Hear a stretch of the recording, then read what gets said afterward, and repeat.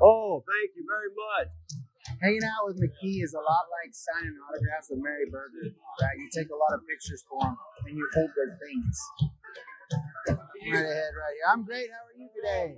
Everything good? That's community coffee with a smile. My man, that's what I'm talking about. See, it's important to keep the coffee to pancake ratio just right. I wonder if I could get more pours than Justin if I went over here to where they're starting in the line. That's what I need to do. Hey, can I have some cups? Who needs some coffee? You guys look thirsty in line. Yeah, you will. Come on. That's right. Remember, you want to get it from Coleman, not Justin. Mine's a little more sweet. It's going to have a rich flavor to it. It's going to taste like America. Coleman, Sir. can I borrow some cups?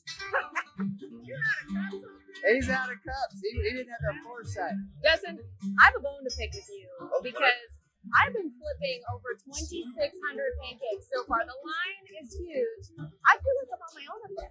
You've been gone. Well, I mean, somebody had to go work public relations, and that's what I do. To the people. After all this pancake flipping and talking that we've been doing today, there's one thing that we have forgotten to do. What did we forget to do? Eat some pancakes, of course. We're going to go get in line. Line? We got to get in line? No, I hate lines. Well, we I have to get can't in line do like lines. everybody else. Lots of fun. Here's the daddy of them all. Now it's time to get to business. It's the championship round here in Cheyenne, Wyoming. Opening ceremonies coming your way as we are proud to feature Kyle Shobe and Garrett Yerrigan, the in-house voices of Cheyenne. The 100 Rodeos and 100 Days opening ceremonies, prayer, and national anthem is being brought to you commercial-free by American Hat.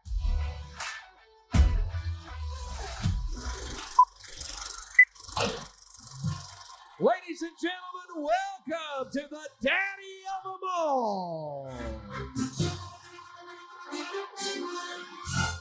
We welcome the dandies of the daddy, 12 beautiful young ladies with banners that represent a big portion of those who have stepped up in a big way again here in 2023 as we continue to celebrate heritage, celebrate tradition, and celebrate cowboys and cowgirls. That's what it's all about today as we get ready to crown champions here in this historic arena, on this historic ground. We welcome today some of the partners and friends that make it all happen. We're going to talk a lot about them today because they're very important to us. They make sure that we can continue this. The very first Cheyenne Frontier Days, the committee lost about $1,400. That was back in 1897. That was a lot of money, but my, how things have changed because of people and companies like this. Blue Federal Credit Union rides with us today, and the banner of FNBO, two of our great corporate partners here at the daddy of them all. The dandies we salute today have been riding all week long, doing a tremendous job. Here's the banner of Mama Bar's Farm and Albertsons and Safeway. Again, we salute our dandies today, riding those good horses, and they post those colors. Wrangler Jeans and Shirts continue a 75-year partnership with the world of professional rodeo and cowboys across the globe. Thank you also to Ram Trucks, another long-standing partner in the world of rodeo and the West. Union Wireless, one of our big partners here, tried and true, born and bred right here in the great state of Wyoming, offering wireless and telecommunication services for over 100 years.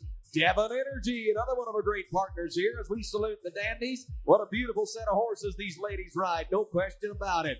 Cheyenne Regional Medical Center has a long tradition here in the capital city of Wyoming. Also, our banner of Coors flies today. Coca-Cola, the official soft drink this week. And another one of our Platinum Arrowhead sponsors, Cowboy Skill, powered by Pace-O-Matic.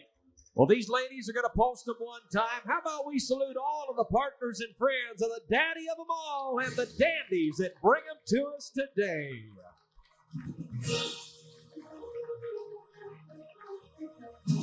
Beautiful ambassadors of the Cheyenne Frontier Days, a big salute and thank you to the former Miss Frontier, Hallie Redmond.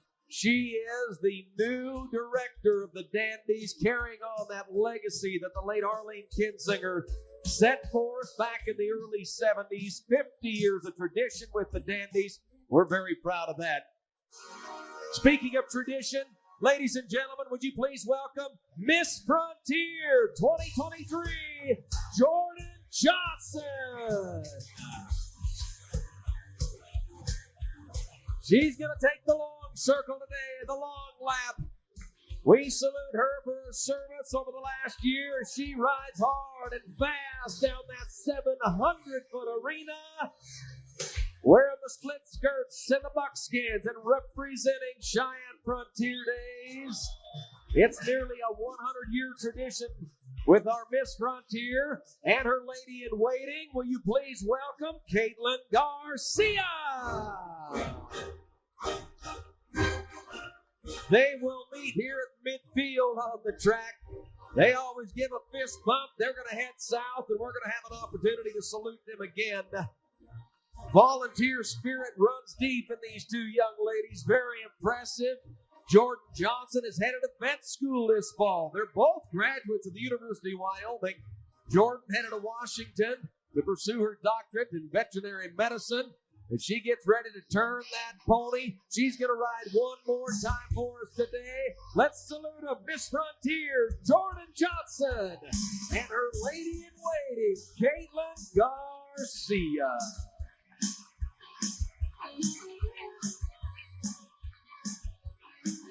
Well, there's a special spirit that is right here on this sacred ground where so much history has taken place over the years. 127 years of tradition. I want to introduce you to the man that's going to be walking us through it today. He's a two-time and reigning rodeo announcer of the year, one of my good friends, and a guy that'll step up to the plate, and we'll have as much fun today with this guy as maybe we've ever had here at Cheyenne. Welcome, a rodeo announcer, Mr. Garrett Urigan. Thank you, Kyle. Thank you, Cheyenne.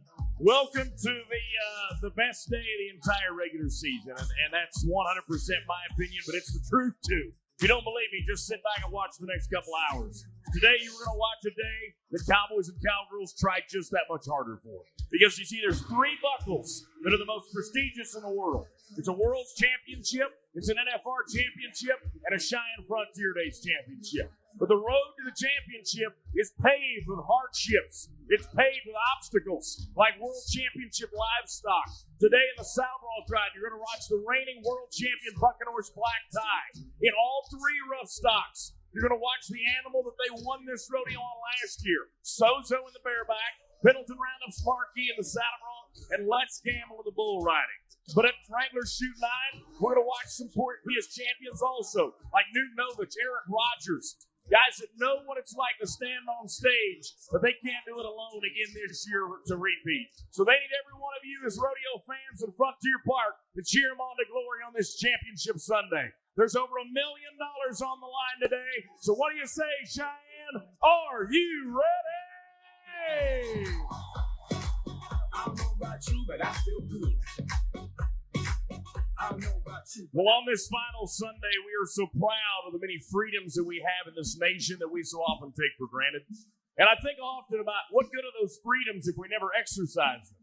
Well, in rodeo, we're proud to exercise what we believe is the greatest freedom of all, and the fact that we can still openly and freely pray out loud together. So this time, friends, I'd ask if you would please to rise and join with us in our invocation, led again this afternoon, as always, by Father Joe. Let us pray. Lord God of all creation, as our Western celebration draws near to completion, we pause to give you praise and thanks for the blessings of these frontier days. Gracious Lord, we ask your blessing and protection upon all who participate in the events of our arena today. Be with our contestants whose tested skills have brought them to this final Sunday. Divine physician and healer of souls, guide the healing skills of the medics and veterinarians as they are needed. May your spirit of peace descend upon the fans and spectators here today. May it be for them a day of enjoyment and recreation. We give you thanks for the veterans who have served our country, and we ask your blessing and grace upon those who serve her today, especially those who serve in harm's way. shield them from danger, and bring them safely home.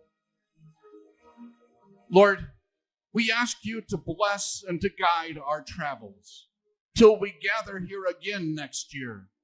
And at trail's end, may we live in your presence forever. We give you praise, Holy Creator, as we pray in your almighty name. Amen. Amen. Thank you, Father Joe. What an honor it is to bring this young lady back to the microphone. Last year, she wowed us with her small stature and bold vocals. And now, to perform the greatest song that has ever been written, our national anthem this afternoon is led by Mika Q-Tub. Oh, say, can you see by the dawn's early light what so proudly we hailed at the twilight's last gleam, whose broad stripes and bright stars through the perilous fight o'er the ramparts we've watched, where so gallantly streaming and the rockets record the bombs bursting in air gave proof through the night that our flag was still there.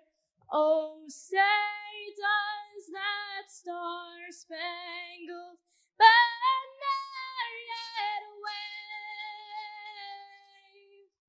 o'er the land of the free and the helm of the brave?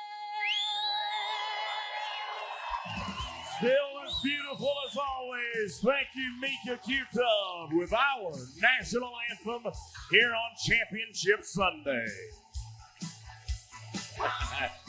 Yep, everything's turned up just a notch, isn't it, Garrett? What a beautiful salute to our country. There's a partnership here in Cheyenne with our military that is unlike anywhere in the world. Tremendous relationship with the armed forces here. Of course, F.E. Warren Air Force Base, located right here in Cheyenne. The military committee here on the General Committee, one of the largest committees of all 9 of them that we'll talk about. We're going to introduce you to the chairman of each one of those committees here in just a moment. We salute all of those military men and women who today continue to defend our freedom so that we can continue to live under that beautiful banner in peace. The American flag in our grand entry parade today is brought to us by Aspen Nesbitt. She's the daughter of Brian and Penny Nesbitt. Wyoming flag flown by Emma Berg, the daughter of longtime volunteer family Bill and Heidi Berg. Bill, a former general chairman. Cheyenne Frontier Days flag today flown by Isabel Leffler, daughter of Justin and Kelly Leffler. The color guard flanked by Sergeant Major Joshua Phillips, Chief Master Sergeant Jason Collins. We thank these gentlemen as well. Give you a little flavor of our grand parades we had 4 of over the last 9 days. We welcome back Miss Frontier leading the charge again. There is Jordan Johnson. Very impressive. Her mother, Rochelle, a former Miss Frontier. She's the daughter of Daryl Johnson, Steve and Rochelle Zimmerman. She's got 2 other family members that served as Miss Frontier back in the early days, the 40s and the 50s. I told you we'd introduce you to the chairman of each committee. We have 3 gentlemen going off as the chairman of their respective committees, serving in a unique 5th year as chairman. Say hello to Mr. Brian Rico of Operations Committee. In his 4th and final year as Public Relations Chairman, Mike Smith. And our grounds chairman, Mr. Wally Ryman, riding for their final time here at our grand entry parade. Caitlin Garcia is our lady in waiting. We can't wait to see her again next year. Here is the general chairman of the Cheyenne Frontier Days, ladies and gentlemen, Mr. John Contos. The rest of the committee chairmen include Woody Accord, our concessions chairman, Scott Lewis, contract acts chairman, Indians chairman Mariah Johnson, military chairman Colonel John Huntley, parades chairman Jen Van Sice, and rodeo chairman Jason Bain. It's the volunteer capital of the world, and these individuals certainly working to support the community by promoting our heritage and Western lifestyle and encouraging economic success. Hey, there's Mr. Frank Thompson. He's our arena director and longtime volunteer, former world champion as well. Our mayor is with us today. Patrick Collins, his wife Judy, riding in our parade. Oh, they've got a good-looking pair of roans doing the dance today here with that vis-a-vis behind.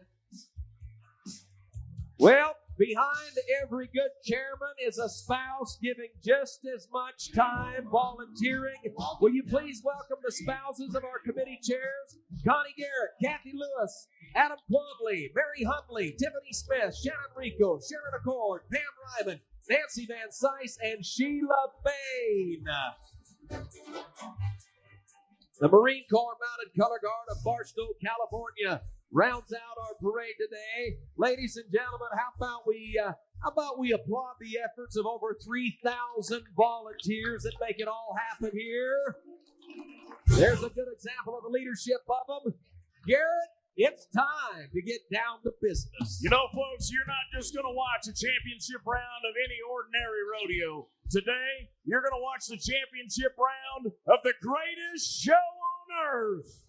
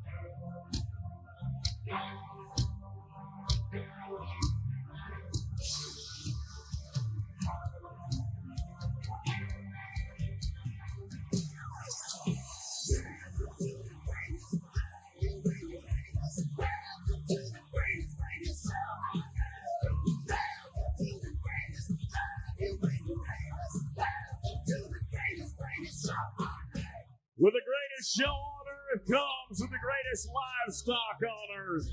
They are the real rock stars in rodeo. They do what God put them on this earth to do 8 seconds at a time. They're fat, they're slick, their ears are perked forward. They know what they're doing is the right thing on this planet. How about a welcome to the great livestock of the daddy of them all?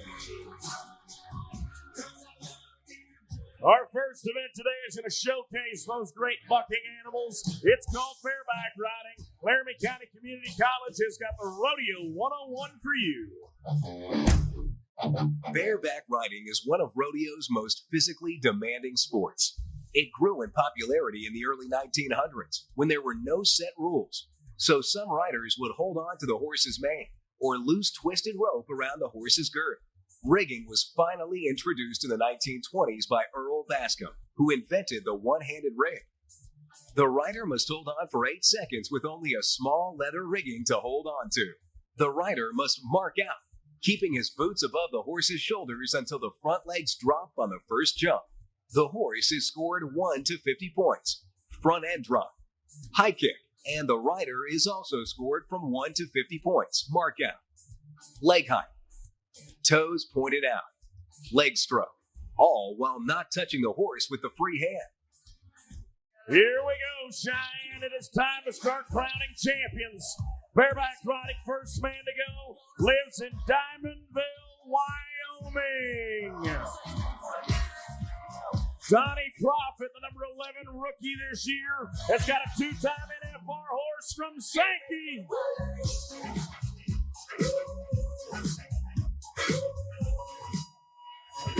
Bronc Riding Nation. a horse from the Sankey Pro Rodeo and Phenom Genetics. Clayton Bigelow was 90 on that horse in Fort Worth. Cole Frank's 87 at the Chase Hawks. And that University of Wyoming Cowboy, first man out of the chute today. He's 43rd in the world standings. He's ready to climb the ladder. How about 84 and a half? Thank you to our friends at Pedersen Wealth Management, Pedersen Investment Group. They are sponsoring the Bareback Riding again this year. Jason Frost is another rookie this year. He's the number 4 rookie, 14th in the world from Browns Valley, California. Smith Pro Rodeo's Betty's Boy, 87 in Fort Worth, 85 and a half at Rodeo Houston. Jason, a national high school finals cowboy last year, also qualified to the California Circuit Finals last year. So he has been promising from the word go in his rodeo career. He won the Cinch World's Toughest in Indianapolis with an 86. He won the Extreme Broncs in Havre, Montana with an 89. And we're going to roll up in the batting order to shoot number 2.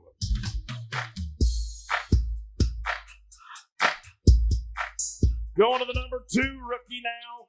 Number 3 man in the world. This is Karen Crow, Louisiana's Cade Saunier. Just won the Calgary Stampede with a 92-point Bronc ride. McNeese State University CNFR Cowboy has got a rematch with a 4-time NFR horse named MLW's Irish Eyes from Sankey. These two were 85 points over the 4th of July in St. Paul, Oregon. 86 on this horse at Extreme Broncs in Fallon, Nevada. 87 and a half with Cole Franks in Fort Worth. Let's watch them clash again.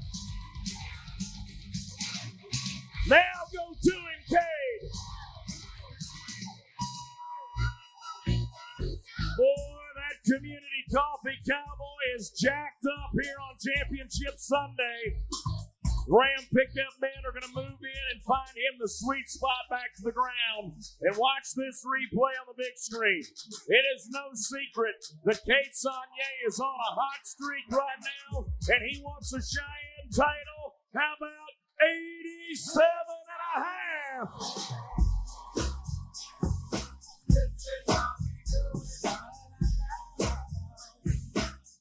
Quickly back to shoot number 2 as we are, I believe, going back up to Jason Frost. Browns Valley, California. We've rolled Betty's Boy up to shoot 2 from Cheyenne Regional Medical Center. Number 4 rookie at 14th in the world standings. Now, when we talk about money today, there's over $8,400 on the line for the number 1 man leaving today. The top 6 all get a paycheck. But only the number 1 man gets the bragging rights, the prize package, and the big money. Just pass me this.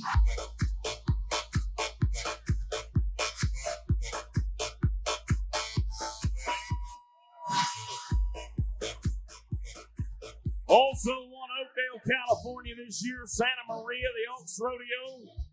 And young Jason Frost has been having a phenomenal rookie season, one to definitely remember. Today, Betty's Boy is going to get him to number 3 with an 83-point ride. 83.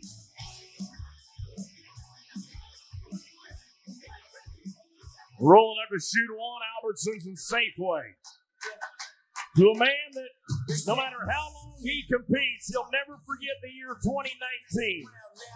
He was the NFR aggregate champ, the world champ. He was the Ram Top Gun winner. He set an arena record at the NFR. Talking about Clayton Bigelow from Clements, California. Also the 2019 Cheyenne Frontier Days champion. And he's got a horse from Sankey's named Atomic Blonde. RC Landingham was 88 on this horse and Sheridan at the Wild Rodeo. And Clayton Bigelow, the number 10 man in the world, has been to 7 NFRs. He's pocketed over $2.5 million since winning the Rookie of the Year honors in 2016. And you can see on the big screen that horse is leaning. Looks like he's leaning on the chute gate. So bullfighter Cody Webster there is trying to put a little reverse psychology Try to put pressure on the horse's right shoulder so that he'll lean into the pressure rather than leaning into the chute gate. Now Bigelow knows he's got to get in, get out, and get the money while he's got a chance. Here's one of the first of a few returning champions. May not be repeats, but he's done it before in 2019. Bigelow, look at the feet fly. Yeah. Ram pickup man, Sean Too Tall Calhoun, Paul Peterson, alongside Josh Edwards, Dwayne Gilbert, as well as Tommy Pettit and Dalton Ward. They are the 6 Ram pickup men here at the Cheyenne Frontier Days. Clayton Bigelow, he definitely wants title number 2 in his career. He wants it so bad he's tied at the top. 87.5.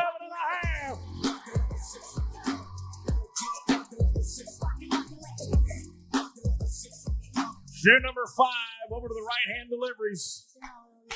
Keeping it moving now with Ben Kramer of Max, North Dakota. Top 40 in the world. This is a major opportunity for this blonde-haired, blue-eyed boy from North Dakota to make a major wave in bareback riding. This is another rematch on a Smith Pro Rodeo horse named Risky Business. They met up in Mandan, North Dakota on the 4th of July, and the horse was, well, he got a qualified ride, but the horse won the battle. He was only 75 points. Come on, Ben. Looking good today. That horse was marked a 44.5 at the American Royal in Kansas City in May. And Ben Kramer, he loved a rematch opportunity today to try to get some more points. He is going to be 12 better than their previous out. 87.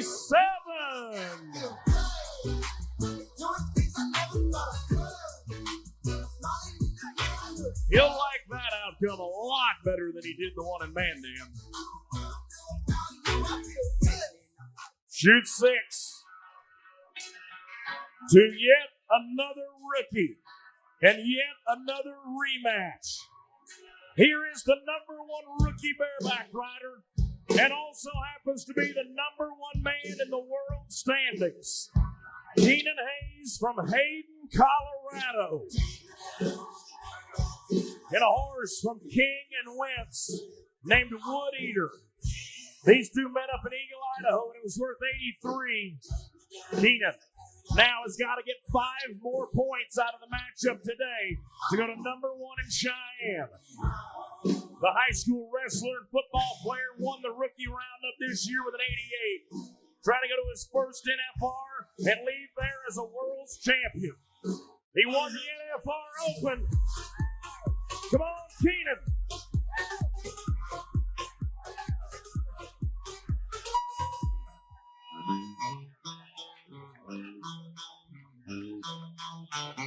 Okay, all right. Orange flags are out. Orange flags are out. What does that mean? Orange flags, remember, mean re-ride. So, Keenan Hayes will now get a chance with Great Nation from Sankey. And he's 75.5 with an option. 75.5 with the option of a re-ride. That horse Wood Eater just not having the day that we're used to seeing. Quickly moving to shoot 7 from our friends at Coors Banquet.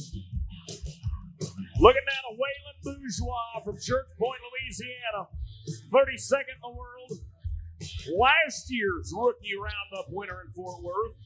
3 trips to college finals for McNeese State University. Split the win at Estes Park, Colorado. Here is the horse that Tim O'Connell won this on last year. Sozo from Sankey's.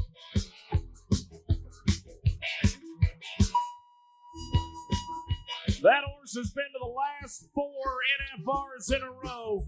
Tim O'Connell was 88.5 last year in the final round to win this rodeo on that horse. Today, Bourgeois will be 86.5.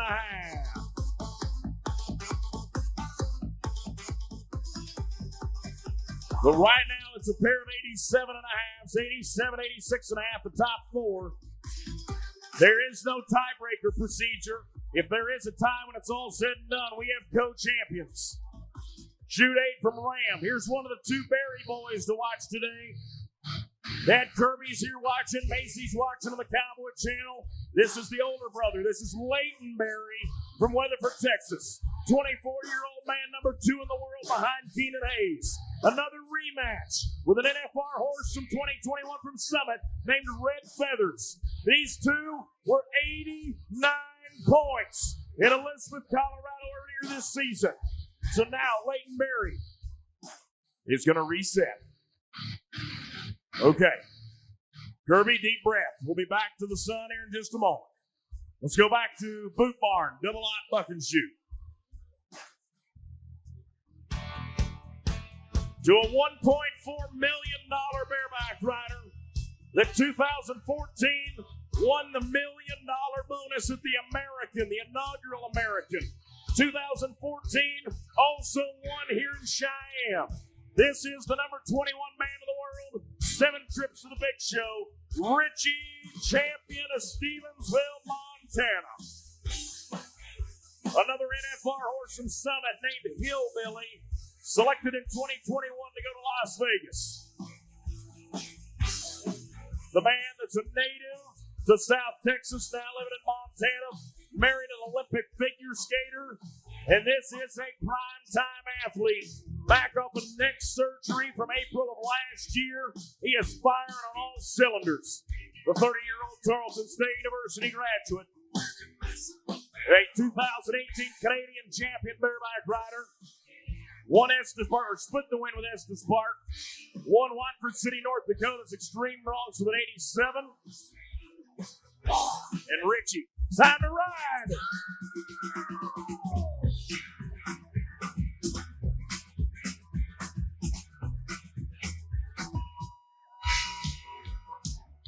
What a pen of horses at Stay Smith Pro Rodeos and all of the band of brothers that put together for us to enjoy here on Championship Sunday. If you're a fan of bucking horses, there's no better place to be today than right here in Old Cheyenne. Numbers for Richie going to be 83 points. 83. He's number 6 right now. That's worth over $1,200 if it can hold on. We pay 6 here in this final round today. So we rolled Leighton Berry up to Boot Barn, the double lot buck and shoot. The 24-year-old two-time NFR man won his hometown rodeo in Weatherford, Texas with a monster 91-point ride. He won San Antonio. He won Houston. He won San Angelo. And remember, I told you a moment ago, this is a rematch. Rematch back to Elizabeth, Colorado, where Leighton Berry and Red Feathers matched up for 89 big ones. If they can recreate that magic today, that's worth number 1 and over $8,400.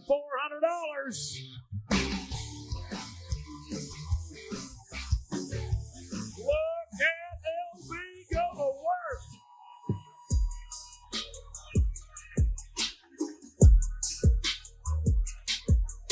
And once again, the Ram pickup men will do their job after Leighton Berry did his.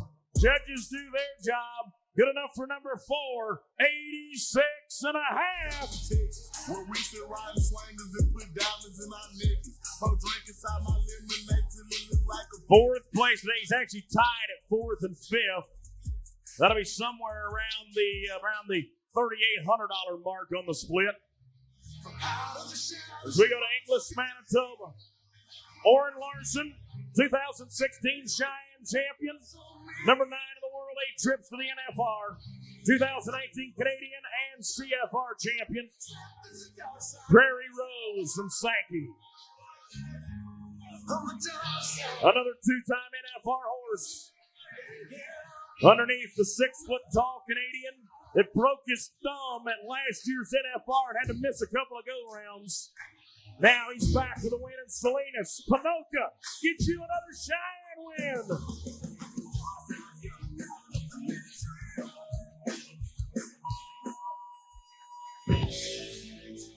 Boy, when those long legs get to moving for Orrin Larson, it's like controlled chaos. Those shafts get to flying, the points go to jumping. Now we'll see if Orrin Larson can break the log jam at the top of the leaderboard. Our judges. Oh, do I see an orange flag? Yes, I do. Re-ride opportunity for Orrin Larson.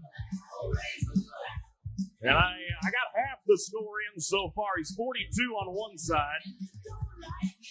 So he's going to get the opportunity. 78 total with an option of a re-ride. 78 with an option of a re-ride. And I'm not telling the man his business, but he's ninth right now. He's not getting paid. Shoe number 1, Albertsons and Safeway. Anybody want to see a Wyoming Cowboy win Cheyenne today?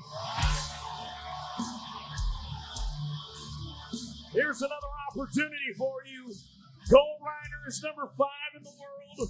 He is from Buffalo, Wyoming. Just won the gold medal in the 10,000 in Salt Lake City on Monday. He's a 2020 Rookie of the Year, 3 trips to the NFR, and a new star pro rodeo horse named Chosen One. Ooh, this big, strong bay is getting fired up inside of the bucket chute. Cole, a graduate of both Sheridan and Casper College, won St. Paul, Oregon with an 88.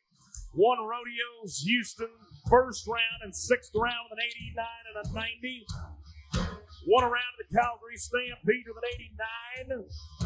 And today, Chosen One, ready to get him to number 1.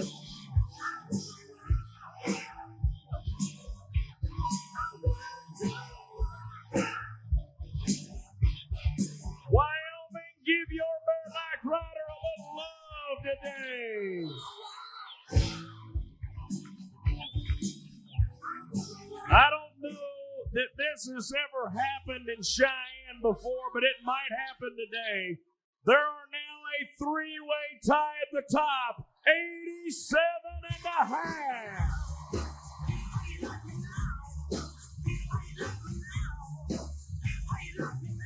Holy cow, Kyle Schub. Unless somebody comes in here and breaks the log jam, you're going to have another CFD parade on the camera pit. Yeah, we'll have a party up here, Bareback Riders. Woo! Yeah, Stu didn't wear his tie today. That's what's wrong. All right, we have still got a couple of chances to break the tie at the top. Looking down to chute number 2. And that is going to be young Trevor McAllister from Ronan, Montana. Sankey Pro Rodeo horse named Mustard. This is, as a matter of fact, this is a horse that Cole Reiner won St. Paul on with an 88.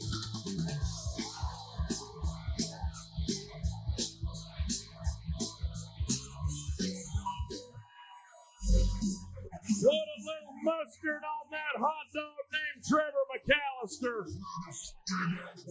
Wow. Watch this replay. This horse, I don't know why he's named Mustard. He looks like hot sauce to me. Stacks up, jumps, and kicks. Cowboy doing his job, worth 86 points.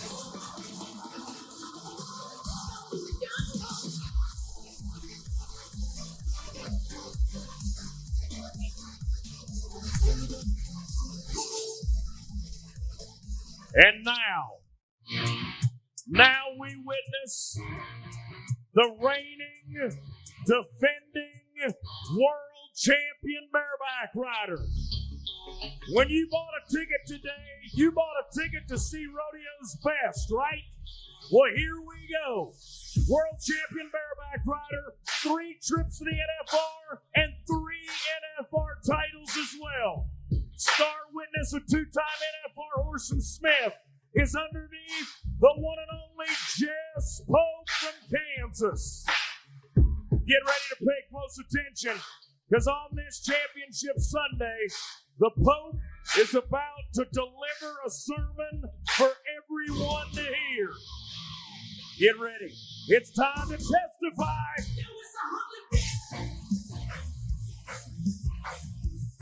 Come on, Jess.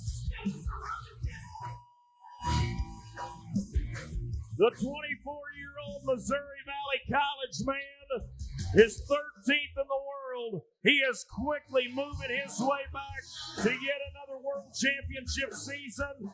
And today, it is worth 86 and a half. 86 and a half. And now, we have got 3 rides remaining. Gonna go back to our first 3 rides. Keenan Hayes, Hayden, Colorado. He wants what Jess Pope has, and that is the World Championship. Number 1 in the world, number 1 rookie, has got Great Nation from Sankey Pro Rodeo and Phenom Genetics. Hayden, Colorado man, won the short round at Rodeo Austin, won Red Lodge, home of champions with an 89 and a half, won the Cinch Shootout with San Angelo with an 88. Won the rookie roundup this year. Went to the permit finals the last 2 years. Won it in 2021. Let's go, Keenan.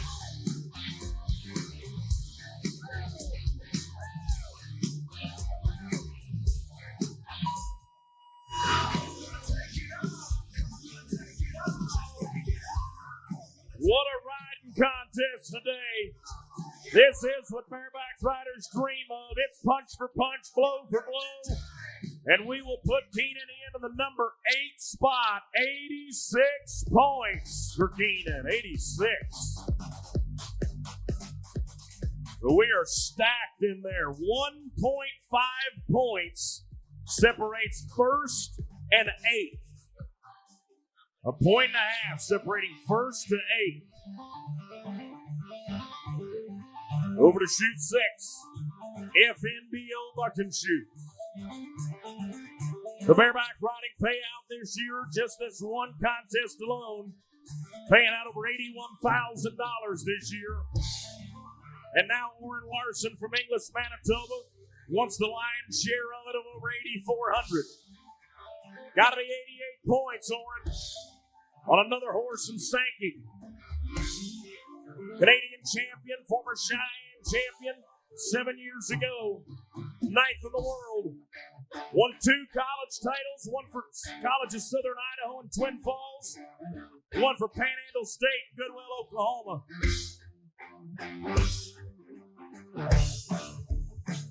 And that horse trying to get inside the mind of a champion, Orrin Larson.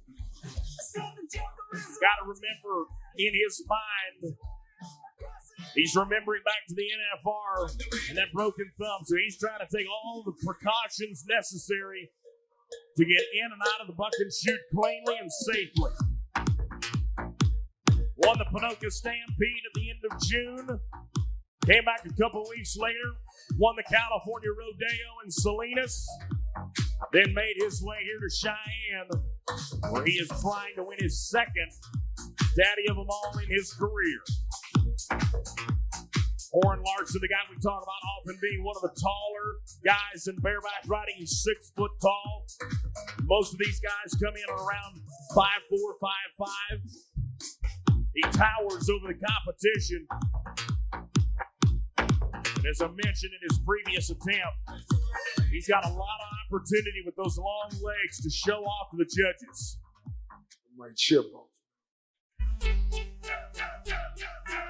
And all eyes right now on the FNBO Buck and Shoot and the former Canadian champion, Canadian Finals Rodeo champion, named Orrin Larson.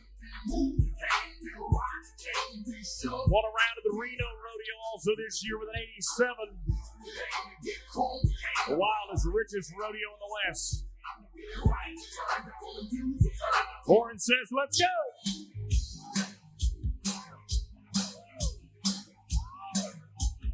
Keep on moving. You gotta fight for your right. That's right. You gotta fight for your right to party. And his party today is worth 83 and a half points. 83 and a half, Orrin. And over to shoot number 1. for the final chance today in the Bareback Riding to break the three-way tie at the top. Cade Berry from Weatherford, Texas. This is the younger brother to Layton that we met just a moment ago. He's got a Summit horse named Cowtown. The Texas Circuit finalists. And I believe, if I'm understanding the signals, the guys that were given for the shoot a moment ago, the previous horse, or this horse he tried to get on previously, tried to break his rigging inside of the bareback ride, inside of the buck and shoot. Yeah, that's what they're telling me. The horse broke his rigging. He's having to swap equipment and try to win Cheyenne.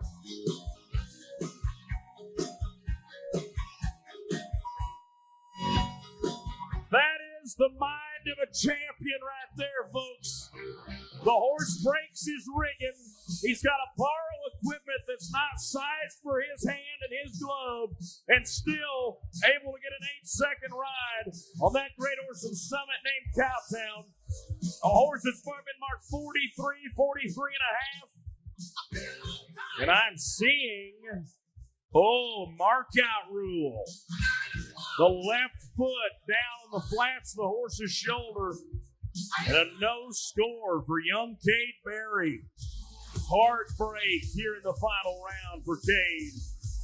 But it is celebration for 3 Cowboys today.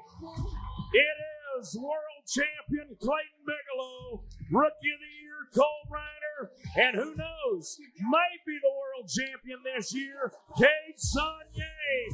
All 3 with an 87.5 to split the win at the Cheyenne Frontier Days.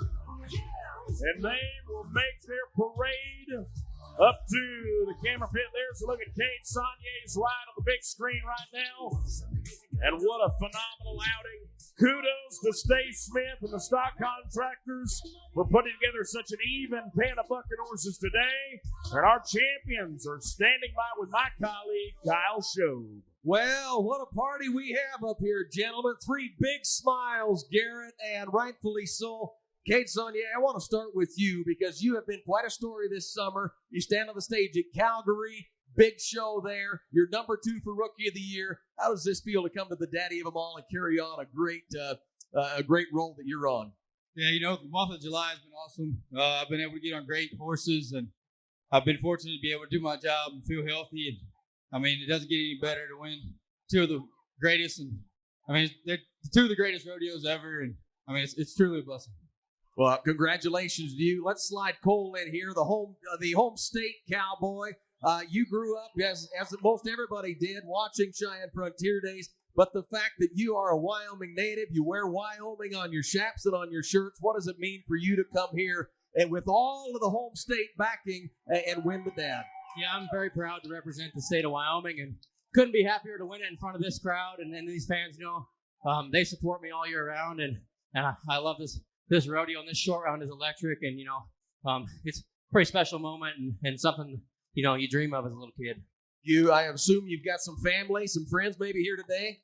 Yeah, my mom and dad and aunt and grandma are all here, and then all of our friends and family that we rodeo with, and they're all here to support us, and we're all going to have a pretty good time tonight, hopefully. All right, well, Clayton, slide in here, my friend. You're no stranger to this spot here, but let's talk about the old guard and the new class of bareback riders. Maybe one of the biggest stories in rodeo this year. A lot of these youngsters, you continue to have what it took to win the world and win Cheyenne, but here you stand again with another championship. It's got to feel good. Oh, yeah, it feels great. Winning this rodeo is like none other, and being 4th guy out and having to sweat through all these rookies, it was something else. I didn't think it was going to stay on top, but we got lucky, and I'm just happy to be here. Why don't we give all 3 of our guys a big round of applause today? This is unique in my knowledge. To my knowledge, the first time we have 3 bareback riding champions at once. We're going to award them the championship buckle. Scott Lewis, our Contract Acts chairman, will make his way up. He will present that buckle on behalf of the Cheyenne Frontier Days General Committee. Scott serving in his 2nd year as chairman here. And did anybody make it to a few Frontier nights this week? This man is in charge of that. Did you enjoy some of the night shows here for the last week or so? Well, Scott Lewis, the man to thank for that, as we welcome our friends from Jack's Outdoor Gear Farm and Ranch, Anthony Huckfeld, key carrier and camping manager. Also, Madison Weatherly, lead of Work Western. That's the Jack's Outdoor Gear Farm and Ranch, the partner on the trophy saddle for our champions. The championship packet brought to us by Stag Arms. Ryan Donahue is here, president of Stag Arms. Tori Roothouse, marketing manager. They present that brass boot jack, the golden boot jack that represents the championship package that includes a host of championship prizes. There again, our friends at Stag Arms standing in with our three champions here.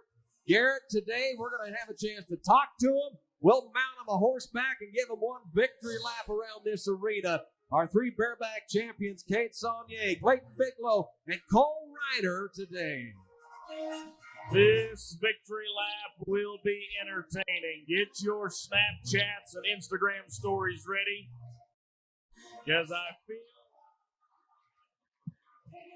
Well, those three have had an amazing year. Kate Saunier, number 3 in the world. Clayton Bigelow is number 10, but he'll probably move into the top 6. And in the meantime, Cole Reiner has made the biggest jump, perhaps, of anybody in bareback riding over the last 30 days. He has jumped roughly 15 spots in 30 days, and this will advance him even more. All right, we have crowned our first set of champions. Bareback riding is in the books. When we come back, breakaway roping, we'll see if the world champion, Martha Angeloni, can win the daddy of them all.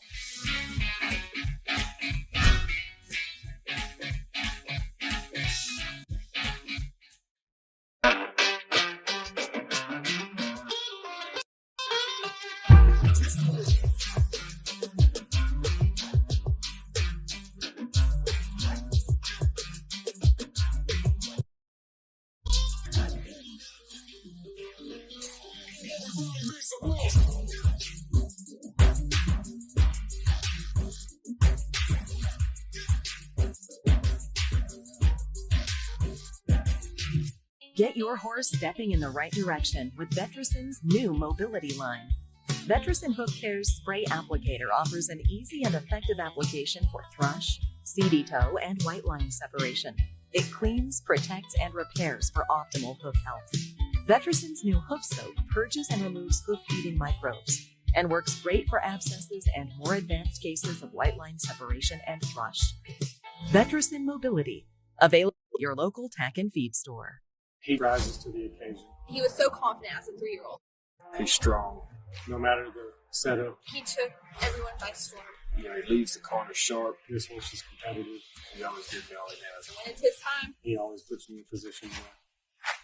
For Boozer, for VC, for Turbo, I choose. Vetrason choice.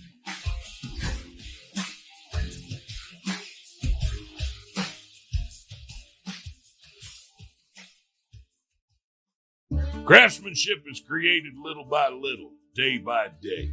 It comes from experience. It is learned on the job. It is driven from passion. Every detail shapes it. Every trial makes it stronger. Every triumph gives it quality. It's who we are, where we come from, what we believe. It's how we live our lives.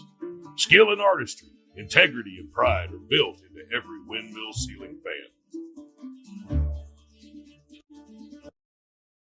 You've come west for cowboys, cool mountain streams, the towering pinnacles of the Bighorn Mountains, and endless expanses of wild, open country. What you may not have been expecting when you came to Sheridan County was a thriving, historic downtown district with Western allure, hospitality, and good graces to spare. A vibrant art scene, bombastic craft culture, a robust festival and events calendar, and living history on every corner. Welcome to Sheridan, the cultural capital of Wyoming. www.sheridanwyoming.org. Welcome back to our coverage here on the Cowboy Channel of Cheyenne Frontier Days as we are getting warmed up here for the final day. Crowning champions today. And coming up tonight, Pro Rodeo tonight, 6 o'clock. We've got some great stories for you there. And then the re-air of Cheyenne Frontier Days, 7 Eastern time. This is our final day. Kind of sad that it's coming to an end, but we've got some great storylines and some championships yet to be handed out, or earned, I should say. And as we are getting ready for the breakaway roping, Something to keep in mind here that there's well over 1,000 contestants, and this is really the U.S. Open of all of rodeo. Yes, I know this is a professionally sanctioned event, but this is when a lot of the part-time pros make it in here through the qualifier rounds and maybe have a shot. Remember, our theme with Katie earlier was that David versus Goliath. It seems like every year we have those scenarios. Maybe more underdogs in the breakaway roping than perhaps any other event. We're certainly going to see the big names like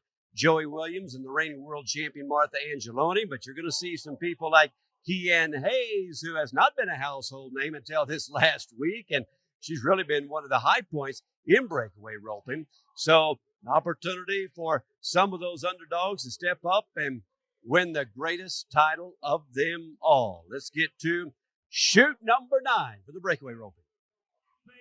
And thank you again, Dr. Jennifer Rice, for being a true cowgirl and our hero of the day.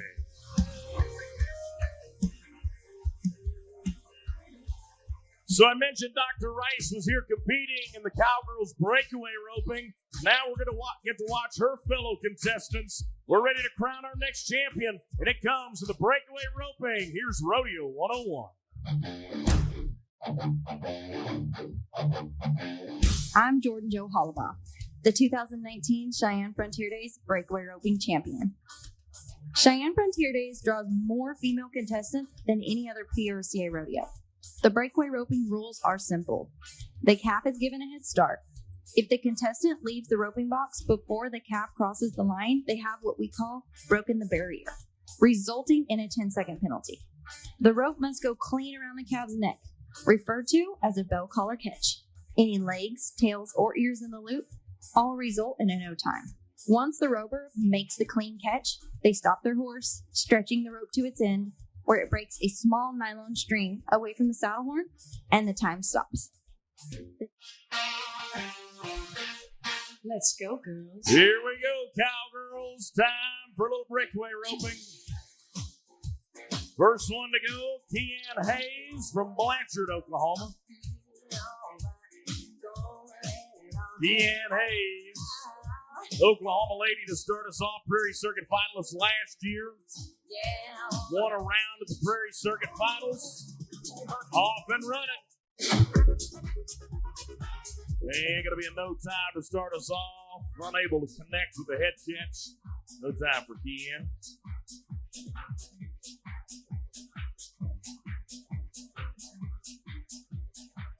Misty Brown will be next to go from Valentine, Nebraska. Anybody here today from Nebraska? Wow. I figured there'd be a few. What's up? Here's Misty. The Milky Way, we're renegade. Stop the clock at a 5 and 5.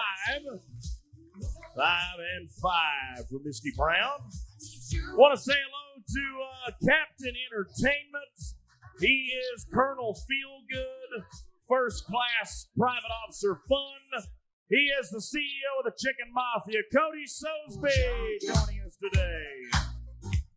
As Brianna Learman from Lexington, Texas, gets it done in a 4.5. Yes. Last year's college national champion and all-around cowgirl for Texas A&M Commerce.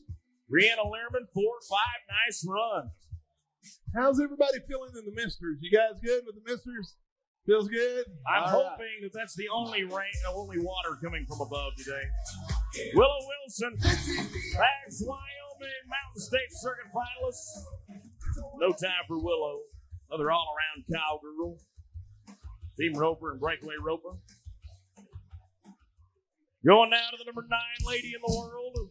2 trips to the NFR, Joey Williams from Fulford, Montana. One around to Houston, Austin, Fort Worth. Clean run, 3.8 seconds. 3.8. And the college national champion for Black Hills State back in 2012 has got a smile as big as the sky in Montana. Let's go now to Anna Calloway from Billings, Montana, a fellow Montana cowgirl. Anna Calloway twice to the Montana Circuit Finals. In no time here, illegal head catch. Got the front left leg of the calf in the loop. It is a no time. Pretty good. Weatherford College Cowgirl went to the CNFR last year in 2 events, breakaway and barrel racing. Helped her team win the women's team title. 15th in the world. She's from Abilene, Texas. Won Mount Pleasant, Weatherford, won around in Lubbock at Cook's Garage. Second generation cowgirl from Taylor County. Come on, Brady. Short round qualifier here last year. They're going for it. And they are definitely going for it. So that's right, brother. No time for Brady. Keeping it moving with Shayla Hall from Belfou, South Dakota. One Mineral Wells, Texas. One Ellendale, North Dakota. She won a set here earlier in the week. She is the college track star and wife of NFR team roper Brenton Hall. There's the nod, slow gate, off and running. Quick throw, yes ma'am. 3 and 9. 3 and 9 for Shayla. And that is going to put her to number 2. Oh, excuse me, 4 flat, the official time, 4 flat. That's still number 2. That's worth about $9,000 if she holds on right now. The champion receives just a few dollars short of $12,000. This is Martha Angeloni, now the reigning world champion breakaway roper from Stephenville, Texas, originally from Virginia. Now that is a 3.9. That moves Shayla to number 3, worth $6,500. Martha now takes the $9,000 spot. Joey Williams still holding on to the $12,000 spot. Cassidy Boggs from Stephenville, Texas, originally from Oklahoma. Tarleton State University cowgirl through her college career.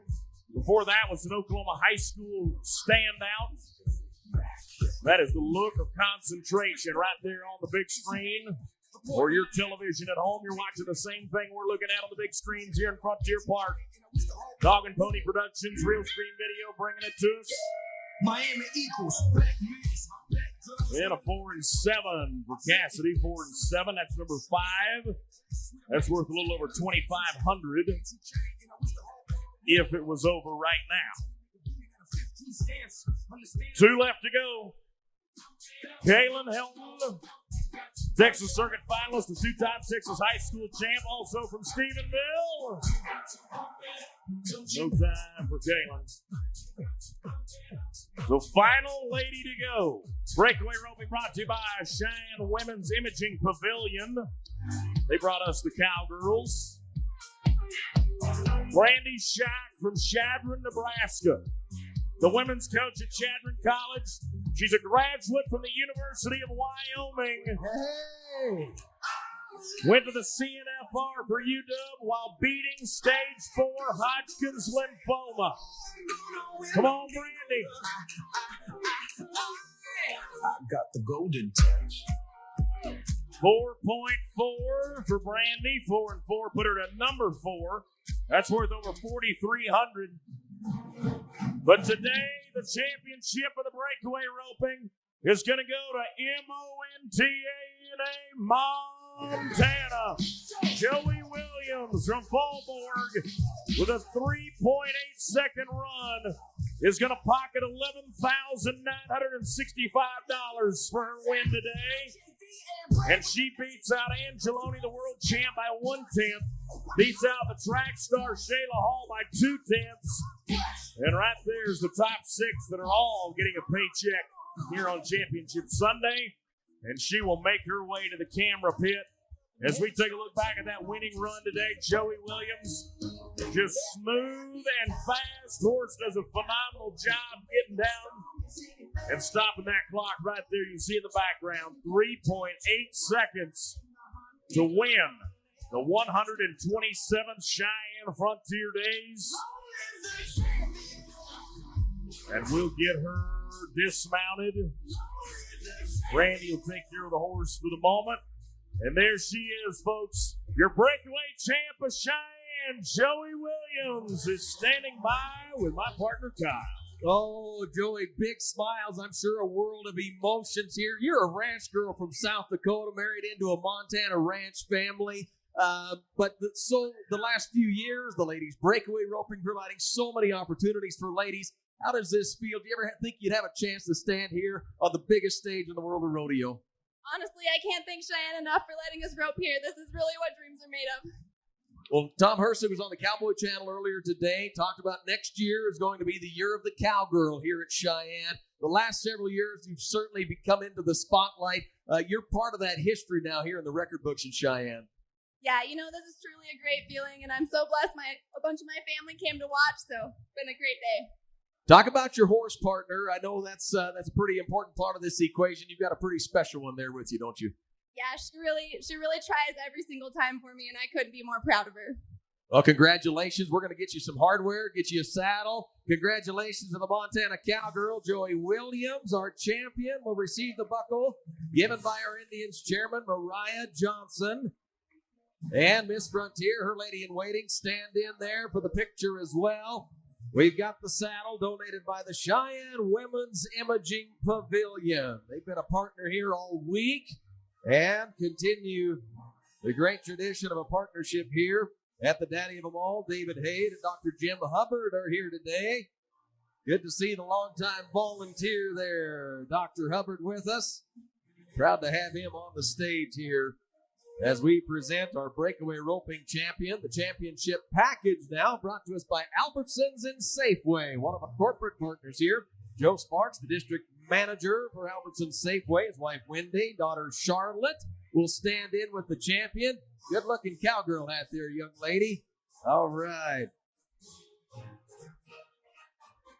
Well, she had to sweat out some of the best talent in the world, Garrett. She was 5th out today out of 12, including the reigning world champion.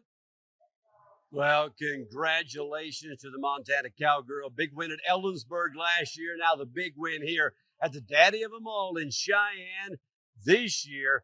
Riding Baby, last year's Horse of the Year. When we come back, world champions Marcus Costa and Haven Medjid will battle it out with the rest of the field in the tie-down roping final round in Cheyenne.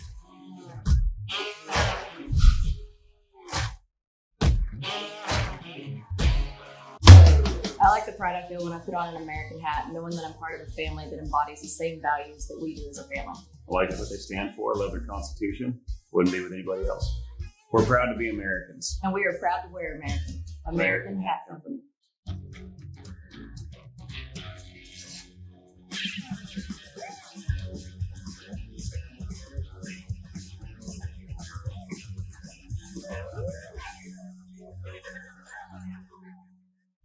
"100 Rodeos in 100 Days" is being brought to you in part by Cavender's, Veterison, Total Feeds, Pendleton Whiskey, and Visit Wyoming.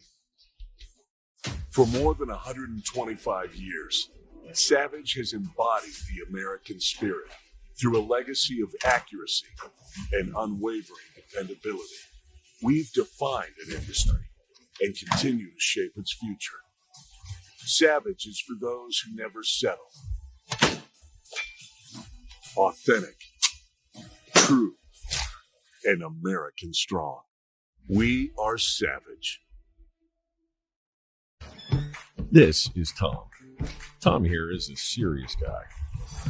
He's been that way from an early age. A man with a plan. Some say he got it from his grandpa. Some say his grandpa got it from Tom. In high school, he was serious about winning science fairs. Picture taking, not so much. One thing seriously works for Tom, and that's RM43 by Reagan and Massey. Serious weed control for serious people. This job starts early. It's hard work and long hours. You've got a lot of ground to cover, and your tools ain't cheap. Out here, there's no time for bumps in the road. You depend on easy access to all your property. Whether you're working the land or just out for a walk in the woods, life's too short for taking the long way home. Learn more at roadrunnerbridge.com.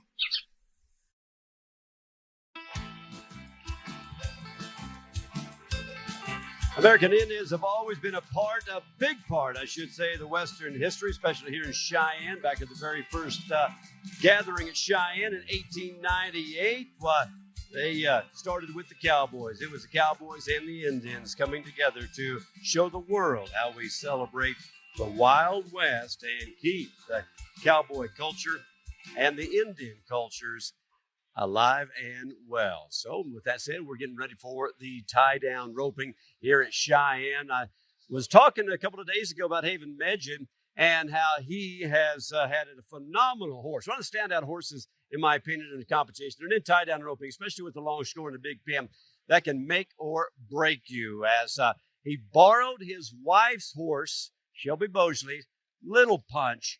And what an impressive animal that was. If he's on the sorrel today, that'll be his wife's horse, and hopefully they can have another great outcome. Remember, they put together the fastest run of the week so far as we go down to Chute 9 in tie-down roping.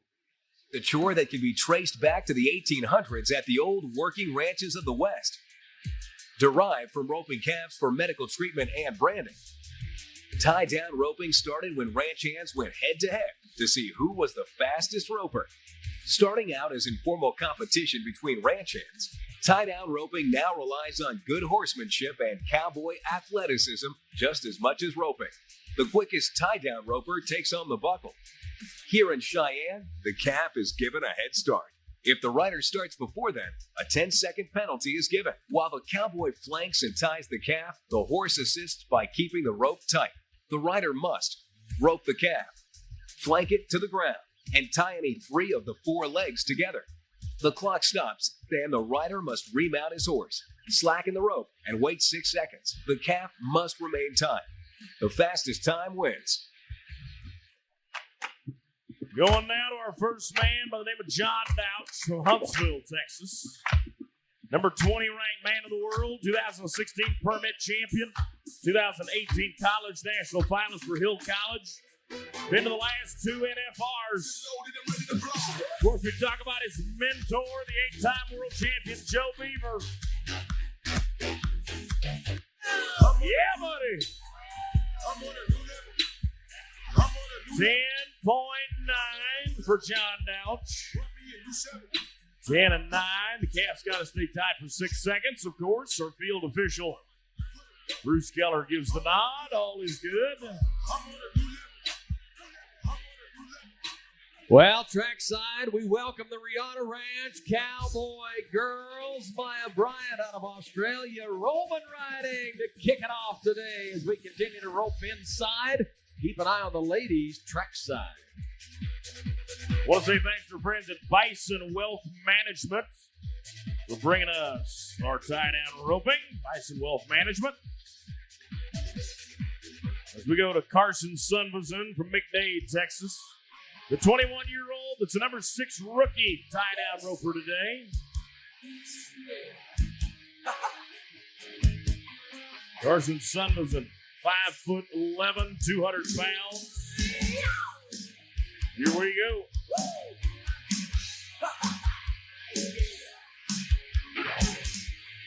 Pick him up, flank him down, string gather, cross tie.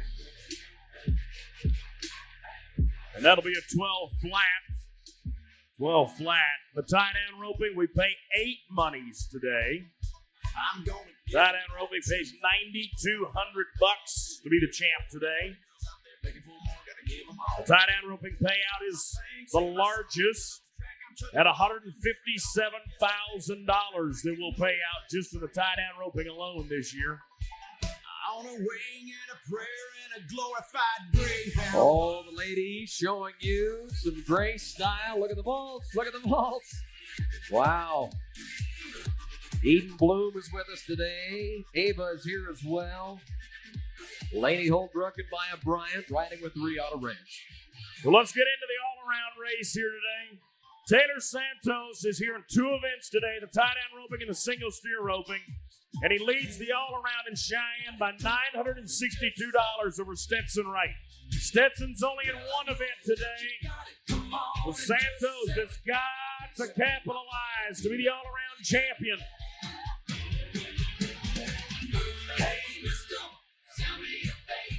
$13 flat for the 2-time NFR man, the 2016 all-around rookie of the year. A 4th-generation cowboy from Creston, California. He's number 11 in the world all-around race, but he's number 1 in the Cheyenne Frontier Days all-around race. So the interesting thing, Kyle, Taylor will compete in both of his events before Stetson competes in his one. So we're going to know when it gets to the bull riding how things are looking. Yeah, the computer might be smoking a little bit, but we trust our rodeo secretary, Haley, to have that together. And I've got my abacus back here named Bruce ready to tally it all up. Oh, yeah. And Haley will tell us if we're right or wrong. Marcos Costa from Brazil. 2017 world champion. 21st in the world, over $1 million in career earnings. Oh, come on, Marcos. Finish strong, buddy. Finish strong. 1-2, pow!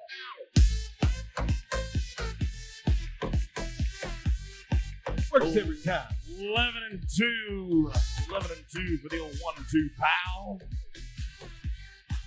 I want you to know, so I only use that at this rodeo. Just I appreciate that. Fires me up. I only get to say odd buck and shoot. I only get to say double odd buck and shoot, and I only say 1-2 pow in the tie-down rope right here, Shane. It's effective. It's effective. Marcus with 11-2. Let's go to the 2016 tie-down roping Rookie of the Year. We met Santos a moment ago. It was the 2016 all-around Rookie of the Year. This is Weston Hughes from Caldwell, Texas. 2-time NFR cowboy. He has been knocking out W's this year. Fort Worth, Window Rock, Cave Creek, Hayward, one around in Calgary, Logandale, Oakdale. A little misstring there is going to cost him 14-6 for Weston. 14-6.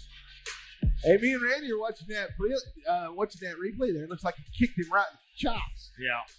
Karate chop. You got to watch the old chicklets.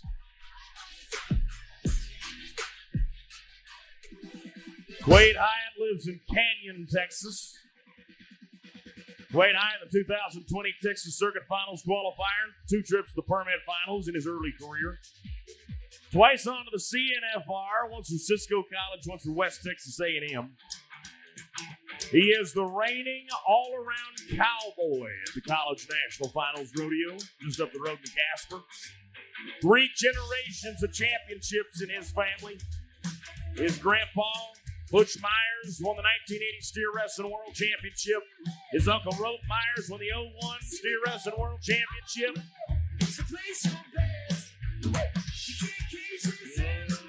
And this is all helping Taylor Santos in the all-around. Now the flag's still up, and it is going to be in no time, and I believe due to not declaring the tie, the rules state once you pull what's called the hooey, the final part of the tie, you must throw your hands up and declare the end of the run. And no time. No time for Quade. Kyle, that girl did she fall out of the saddle again? No, just one of the many tricks, horseback. Okay. Yeah. You say so. Trust me. Trust them. I trust you, Kyle. I don't trust Sosby, but I trust you. I've been watching all week. I think I might can pull a couple of those moves Oh, off. I'd love to see that. Yeah. Jake Pratt from Ellensburg, Washington. He is a former University of Wyoming cowboy. He was a champion here yesterday in semifinals too. 19th in the world. Trying to climb to his second NFR. Sing, let me light your candle, cause the mama, I'm sure.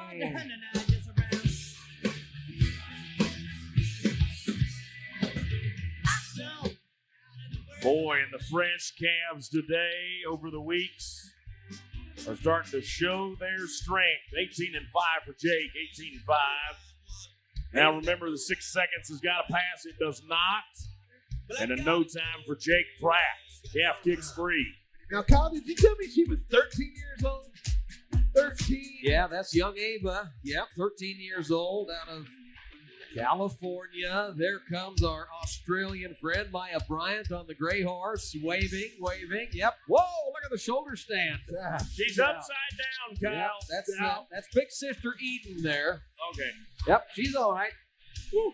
They make me nervous, and I'm way over here. Oh. 15 years old, trick riding at the dad. Luke Potter, Maple City, Kansas. 24th in the world, 5 trips to Columbia River Circuit Finals. 2018 won the permit finals. 2020 was the Rookie of the Year. 6'2", 180 pounds.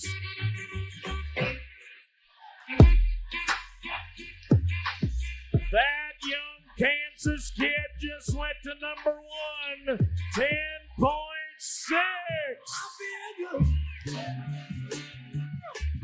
Oh, Luke Potter, good run, buddy. Good run. I know Dad Grady's watching home in the short grass country of Kansas on the Cowboy Channel. Woo! 3/10 over Douch at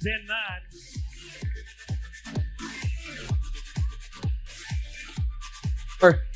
Our ladies are flying those colors proudly today as we salute our country. We salute the Riata Ranch program. Thank you, ladies, for what you've brought to the show.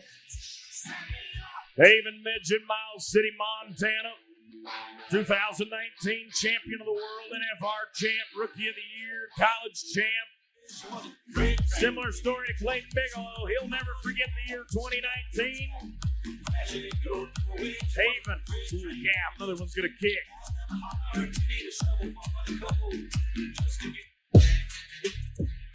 15-7, that's number 7. That's worth $2,000 right now. We pay $8 in the tie-down roping.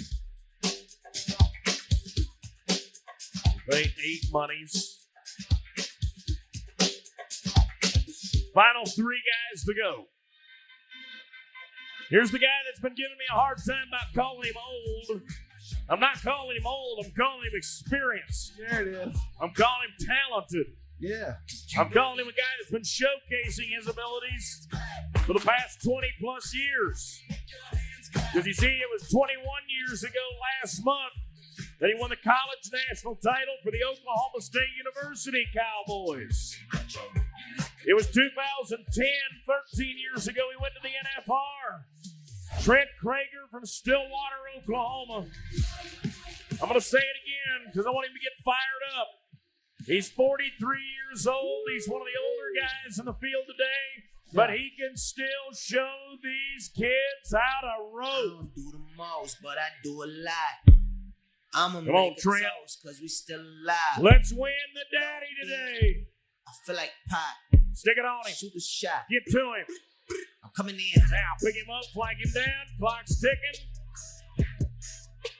Yes, sir. And he broke the barrier. 22 flat. Folks, if you're here in this audience today and you're over the age of 40 and have never felt better in your life than you do now, give Trent Krager a little appreciation for qualifying a championship Sunday. He's still a phenomenal tie-down roper. I don't care what the years say. Always good to see you rope, Trent. This gray hair don't mean a thing. Final 2 to go. And it is a battle between Idaho and Georgia. Britt Bedke comes from Oakley, Idaho. 42nd in the world, 2-time Wilderness Circuit finalist. Gives the nod for the slow gait from Tiny. That calf's kind of waiting on him. Starts to speed up just a little bit there. Calf standing, that's good. Idaho, yeah! That is going to tie him for second and third. 10.9 for Britt Bedke.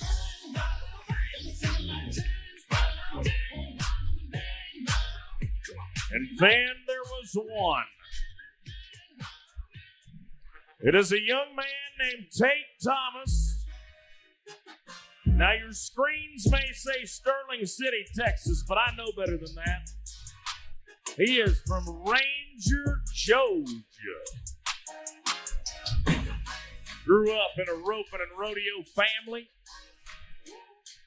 And this kid right here moved to the Lone Star State and has been a force to be reckoned with.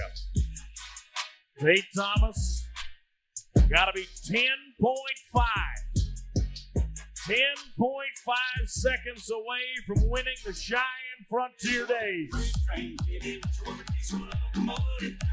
Oh, no. And a heartbreak there for the young kid from Georgia. But it is the young man from Kansas. The 2020 Rookie of the Year is going to win the 2023 Cheyenne Frontier Days with a 10.6-second run. Maple City, Kansas, Luke Potter.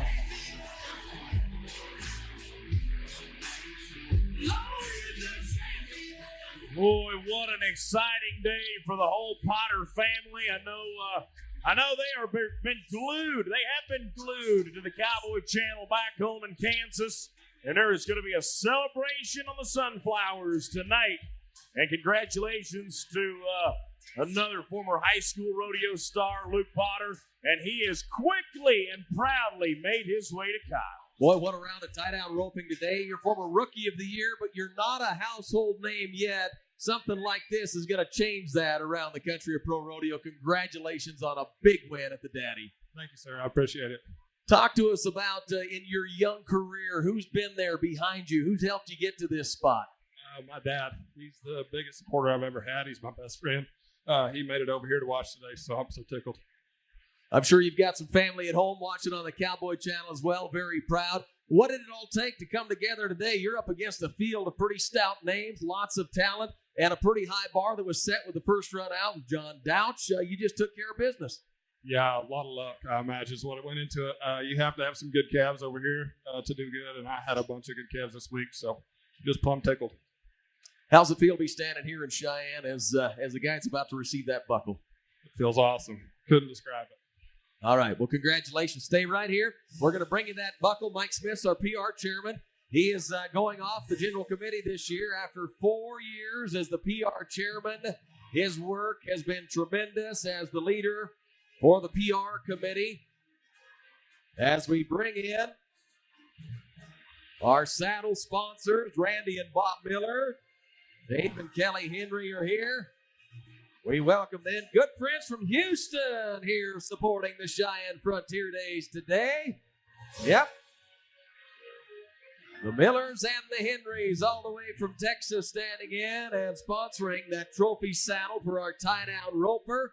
Houston Livestock Show and Rodeo, one of the big winter events. For those of us from the north, would be a great time to head south in the winter and be a part of one of the big ones inside one of the indoor stages that has a lot of legacy and history behind it.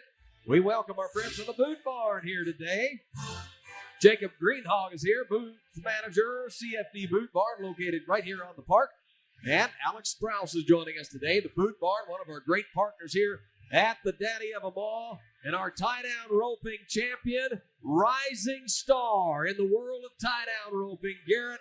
Luke Potter wins the Cheyenne Frontier Days tie-down roping. And it's cool for me to say I remember when. I can remember when that guy was coming through high school, college, just coming up through the ranks. And it is makes my heart proud to see Luke Potter get the win here at the Daddy of all. I know his dad, like you said, one of his biggest supporter, best friend, Grady, is probably got a lot of emotions going on right now. But there's no emotion better for a Cowboy than to hear the roar of a championship Sunday in Cheyenne.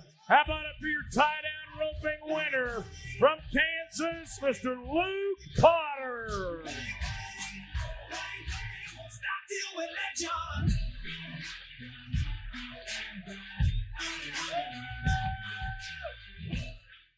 Well, congratulations to Luke Potter. That's just what he needed. He's number 24 in the world, and this will get him right where he needs to be in the top 15 after the big win here. He's finished in the top 25 the last 3 years since winning Resist All Rookie of the Year in 2020. This could be what he needs to get him to his first National Finals rodeo. Shout out to everybody in Maple City, Kansas. All 13 of them probably watching the Cowboy Channel. Stick around. When we come back, we'll continue our coverage of the championship round at Cheyenne. For an exciting saddle bronc riding. The rookie race, the world champion race goes through Cheyenne today in the bronc riding when we come back.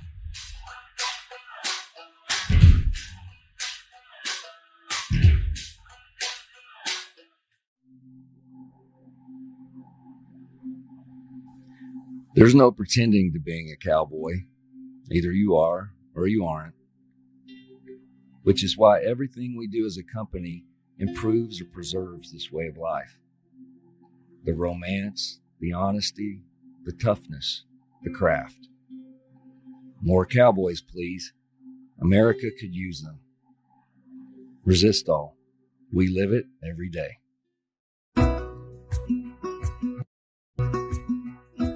Nutrition is my passion.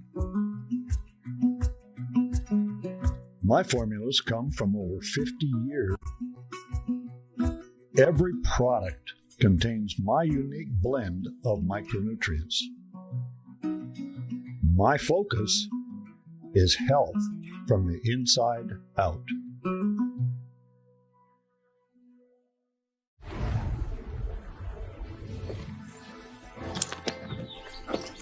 When you're free to explore, what is it you'll hope to find?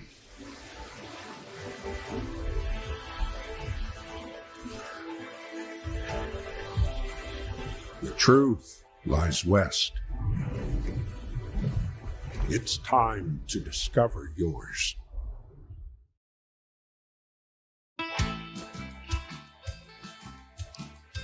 The best rodeo and Western Celebration requires the best cowboys in the arena to keep it safe. And there you go. Been watching all of these guys work hard all week long and even the week before that. As we continue our coverage, a big shout out to the pickup men and all the people behind the scenes too here that never get to see the rodeo, but they're making it happen. Getting ready for saddle bronc riding. Ryder Sanford is one of those top 3 rookies. Again, we've got Q Taylor, number 1 rookie. Ryder Sanford, number 2 rookie, and Stu Wright, number 3 rookie. So that's at stake. Also, Ryder Sanford, number 19 in the world, has got the black tie from Sankey Rodeo Company, the reigning world champion. This is going to be a great matchup. I'm going to be surprised if somebody doesn't go 90 for the title in bronc riding. Let's go to the buck and shoots. Saddle bronc riding roots can be traced back to the old working ranches of the West. Derived from the need to train untamed horses in order for them to be ridden. Saddle bronc riding started as a competition between cowboys to see who could ride a bucking horse with the most style.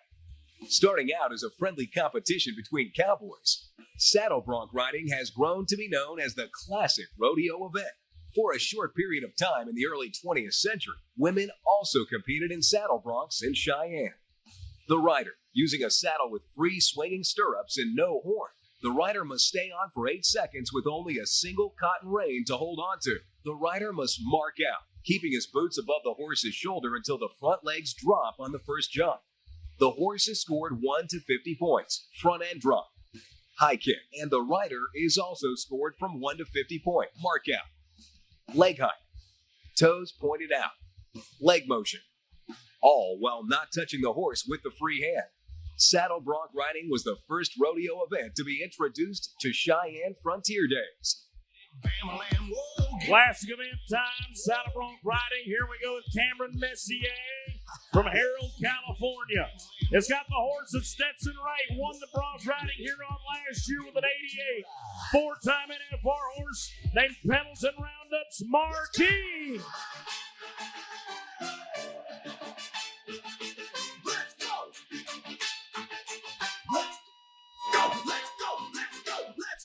Sankey Pro Rodeo and Phenom Genetics.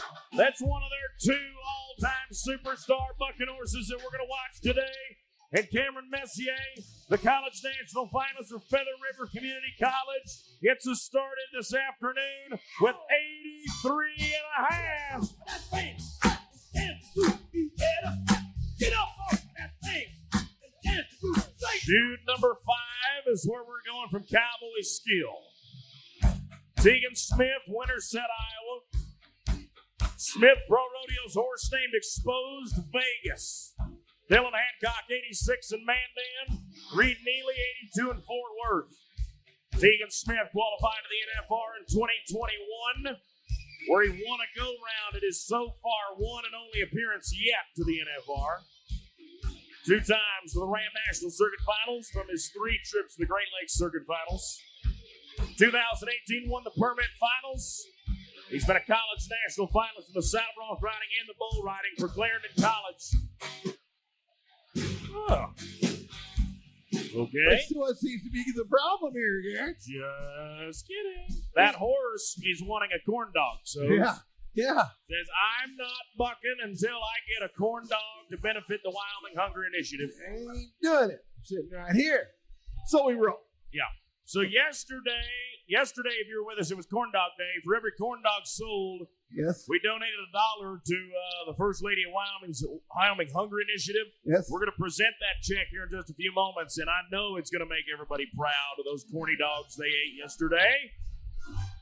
Let's go up to Chute 7 from Coors Banquet. If you've got an ice cold Coors this afternoon, why don't you hold it up in the air and let's cheers together, huh? I'm gonna get my drink on. 150 years of the banquet beer brewed in Golden, Colorado, measured in seconds, celebrated in ounces. Let's go to Stu Wright from Colville, Utah. NFR horse named Raging Lunatic from Brooklands. Stu Wright, 22nd in the world, the number 3 rookie. Won Santa Maria with an 88.5. Set an arena record in St. Paul with a 91.5. This is the horse that Van Anderson won Jackson, Mississippi on with a 90. This is the bull that the horse. This is the horse they won Wolf Point, Montana on with an 87. Look at Stu. Look at Stu.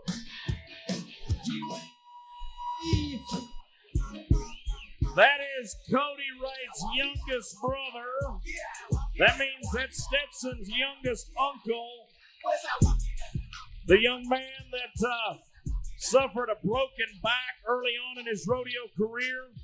Healed up from that, went on a mission trip for a couple of years. Came back, now riding bucking horses just like the rest of the family. 85 and a half.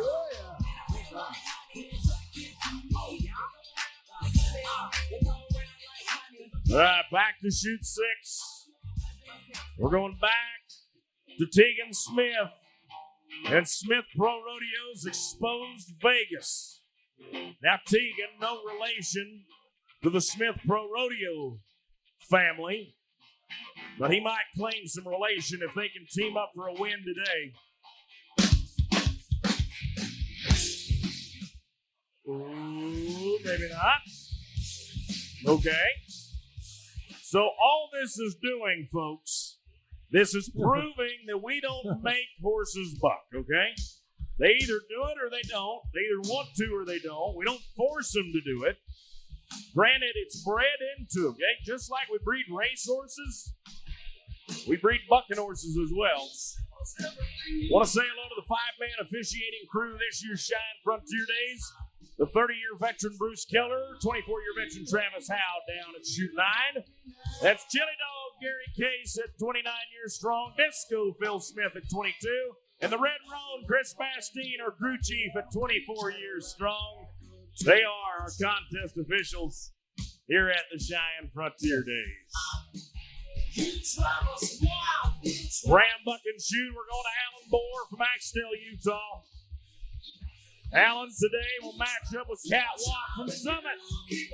Another NFR horse from this last December. Alan Bohr, a 2-time National Finals Rodeo saddle bronc rider. Top 40 in the world today. Ram pickup men are going to set him down at 83 points. 83 for Mr. Bohr. Double Ott, Boot Barn, Buck and Shoot. Hugh Taylor from Casper, Wyoming. Oh, yes. All right. Let's get fired up. Now, I will be completely transparent. He's a native Canadian, but he goes to school at Casper College, and he gets his mail in Casper. So we're going to claim him today. College National finalist last year. He's the #1 rookie saddle bronc rider, 16th in the world overall. Dance Hall Dreamer from Smith. Another NFR bucking horse. 83 in Lufkin, 83 in Kansas City. Look at this.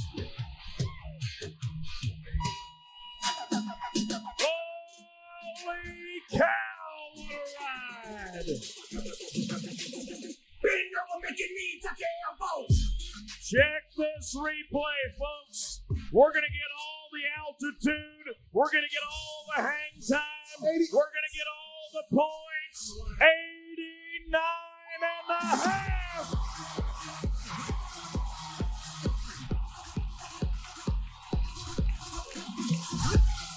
Woo! And that could be worth over $8,000 for the win in the bronc riding. Holy hoppin' hamburgers. All right, shoot forward. We're not done yet. We got a long ways to go to crown a champ. Cole Elshier, Fate, South Dakota. Won the NFR Open this year. He's trying to get to his 5th NFR. He's 33rd in the world, 33 years old. Gillette College man, 2-time NFR horse in Smith named Cancun Moon.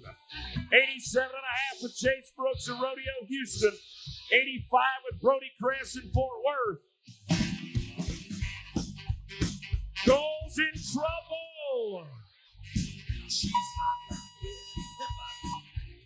And Cancun Moon gets him tall in the saddle here today. And no score. No score for Cole.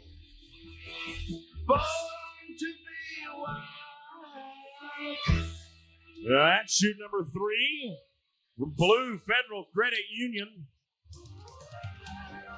Is where we look to the #1 bronc rider in the world.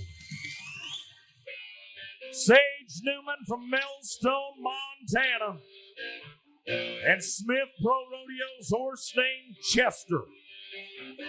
Now, this horse hasn't been to the NFR yet, but with the numbers he's been putting together this season, it's only a matter of time.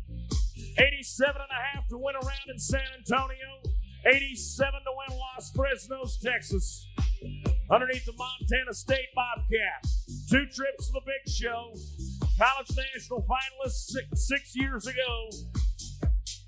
Won West Jordan. Won around in the Extreme Bronx in Rapid City. The X-Bronx finale last year with a 90. Won Rodeo Houston. Won Belle Fourche. Won the New Year's Eve Bucking Ball. Won the Extreme Bronx in Palmer, Alaska. Sage Newman has got a world championship quest. And the road to the gold buckle leads right here through the beaches of Cheyenne. They're trying to get Chester to stand square. Sage says, let's go.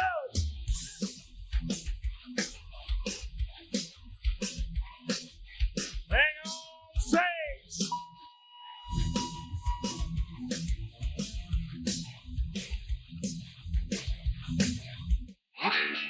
World championship on his mind, and he has got to get all he can in Cheyenne. He's going to get enough for yet another tie. 89 and a half.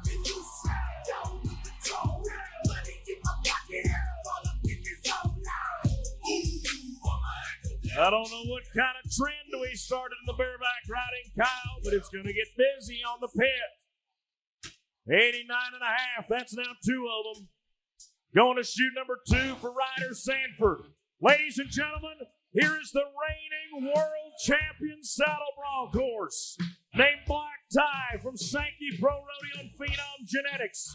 91.5 in St. Paul to set the arena record. 90 in Sheridan to win that. 46 the stock score in Fort Worth. 45.5 the stock score in Fallon, Nevada. This horse, the last 4 years, has been one of the 100 rankest on planet Earth, selected to the NFR. But it was 2022 when this horse would receive the halter, the prize for being the Bucking Horse of the Year in the PRCA. Now this young rookie from Sulphur, Louisiana, has got to clash with one of the all-time titans. Holy cow!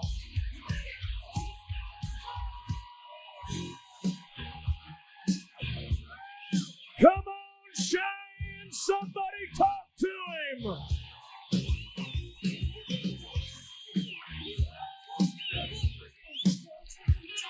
Listen to me closely.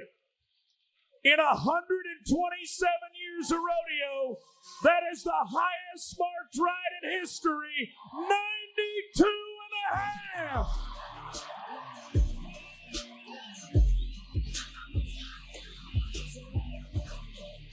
They're on their feet, Ryder Sanford.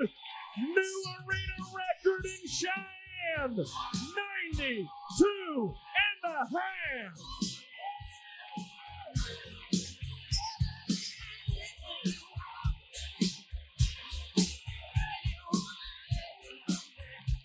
This is what the history books are written on, folks. And we're not done yet. Dylan Hancock, Clarendon College man, has got to follow that up. And Smith Pro Rodeo's Broken Button.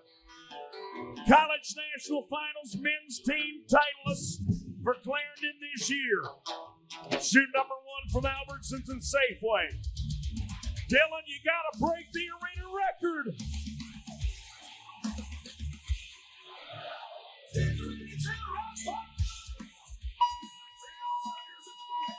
And there is no reason for him to have his chin on his chest. That is a phenomenal bucking horse.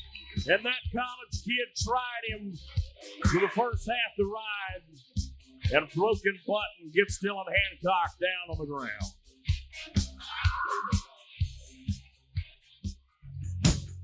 Now let's keep that energy moving. Shorty Garrett from Eagle Butte, South Dakota, inside of the odd buck and shoot from Devon Energy. 20th in the world, 2020 NFR Cowboy.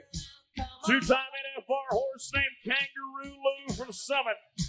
87 in the Extreme Bronx in Ellensburg. 86 of the Buck and Ball in Gillette. Horse marked a 46 in Elizabeth, Colorado. 45 at the Buck and Ball. This is another potential 90-point ride. If Shorty Garrett, the double-bred Bronc rider, can get tapped off. His uncles, Mark and Marvin Garrett on one side, Chuck and T.C. Holloway on the other. As a matter of fact, this is one of 2 that we call double-bred Bronc riders in the field today. Yeah. Here's Shorty. Keep charging. Keep lifting.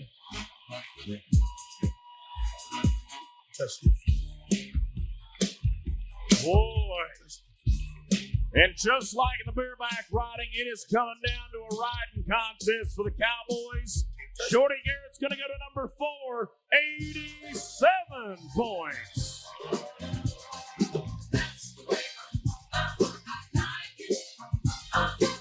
So, Kyle, what does it say about the Bronc riding when an 87 gets a golf clap? That's what we're just saying.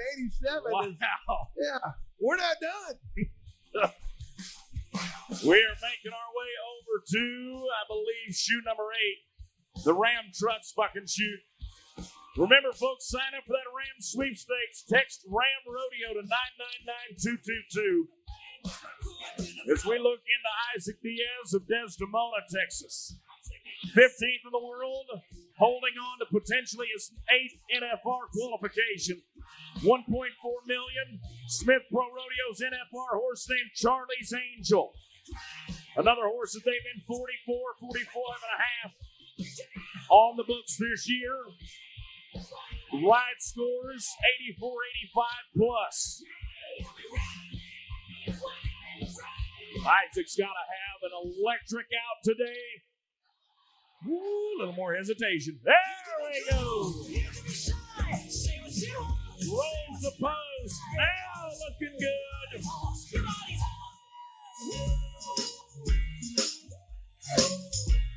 Isaac Diaz, he's becoming one of those elder statesmen in the locker room. And the 36-year-old is going to get the chance to do it again.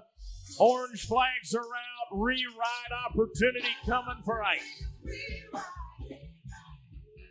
And, of course, the man that is the former member of the board of directors, former Saddle Rock Riding director. He's 77 with an option.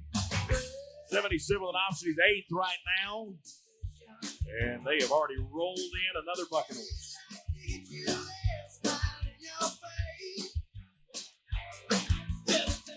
All right, Tegan Smith, shoe number 6. So Tegan, I'm being told, did receive the first re-ride horse. Is that right, Gary Case? So it should be, South Point Buckle from the New Star Company. South Point Buckle from New Star. Inside chute 6 for Tegan Smith.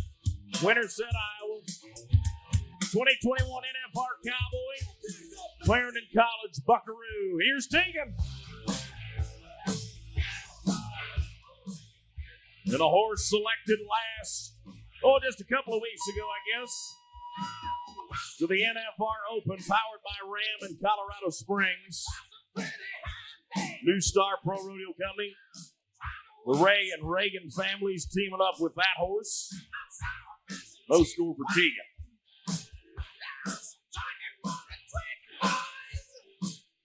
Making our way over now.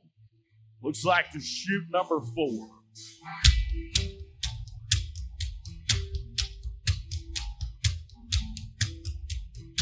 Thank you, Josh Edwards. Thank you, Dwayne Gilbert.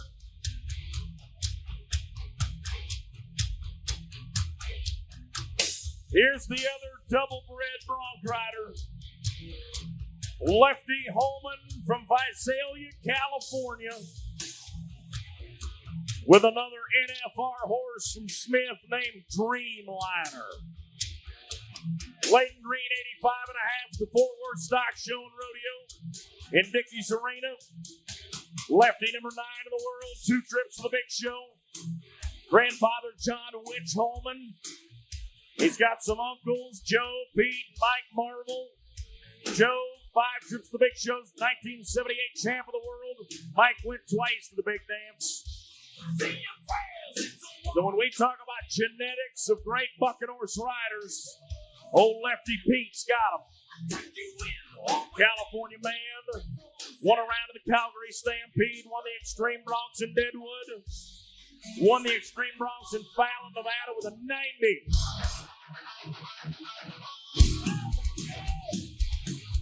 Charging forward with those feet.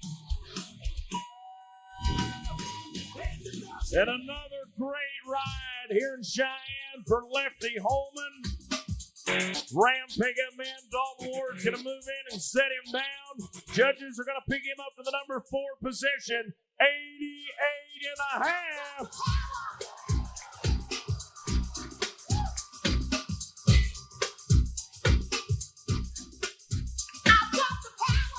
88 and a half for Lefty. That's number 4. That'd be good enough for just shy of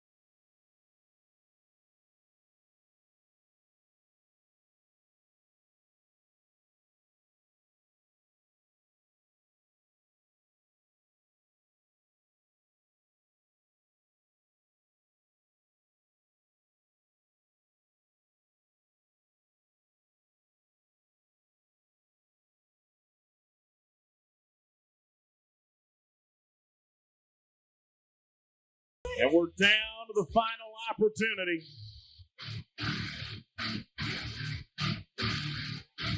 Getting situated inside a chute 5.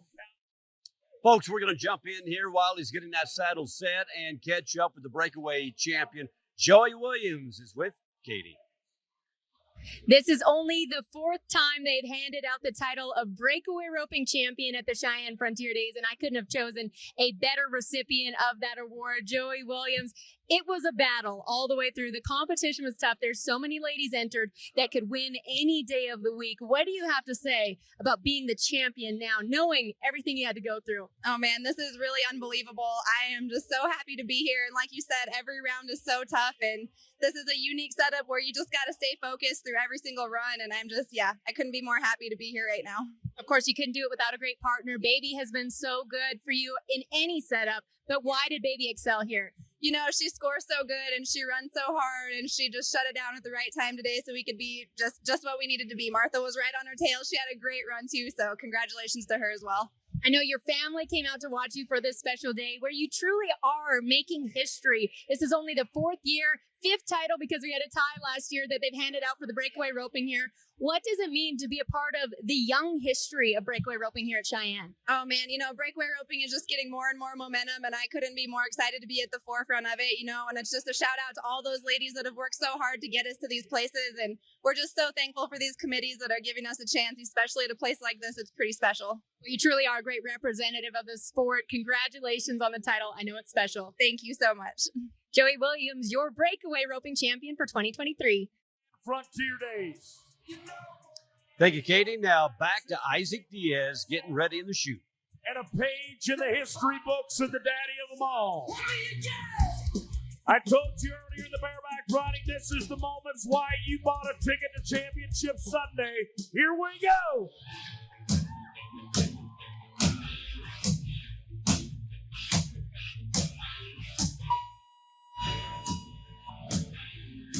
And a solid ride there for Isaac Diaz.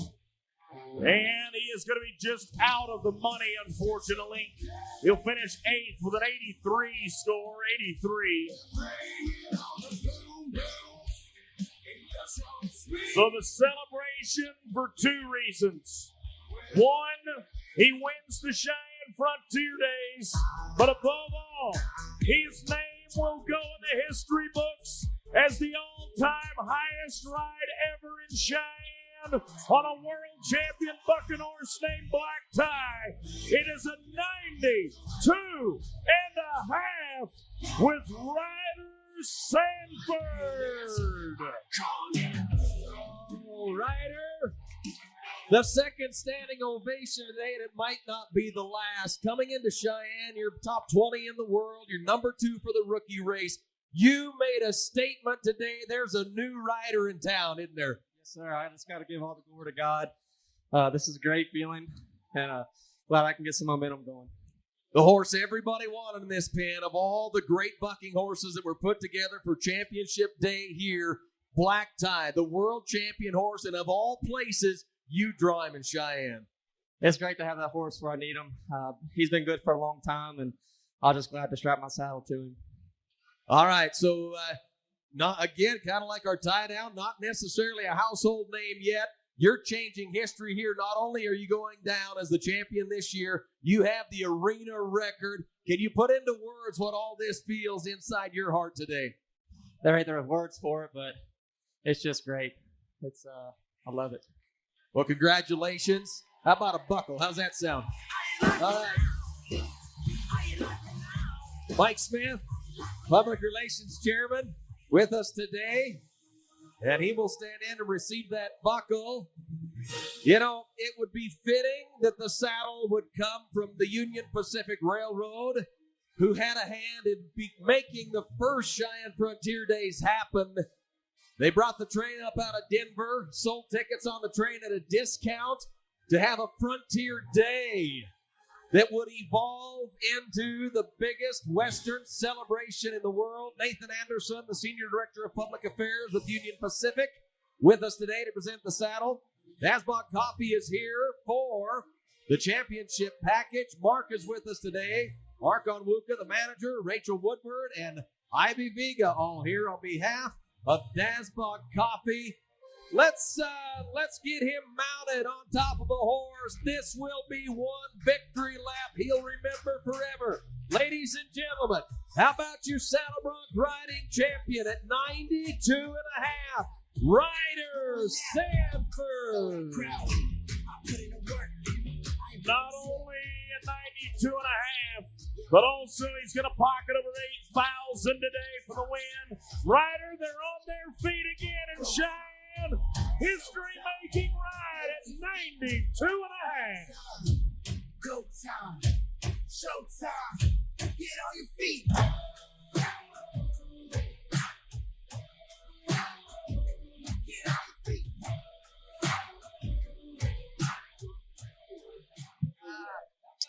Enormous standing ovation for the new record as he is going to leapfrog Cody DeMoss, who had the old record in 2010 with a 91. Man, the black tie putting on another show, trying to win the world championship again as the top saddle bronc in 2023. And after the arena record in St. Paul, Oregon, and now Cheyenne, I say those chances have gotten a lot better. Stick around when we come back. Team Roping Championship here in Cheyenne.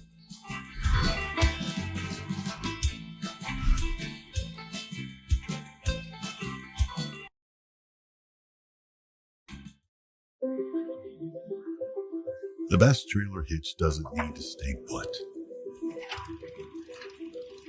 It's a hitch when you need it and a level bed when you don't. America from American Steel. Because you use your truck for more than time.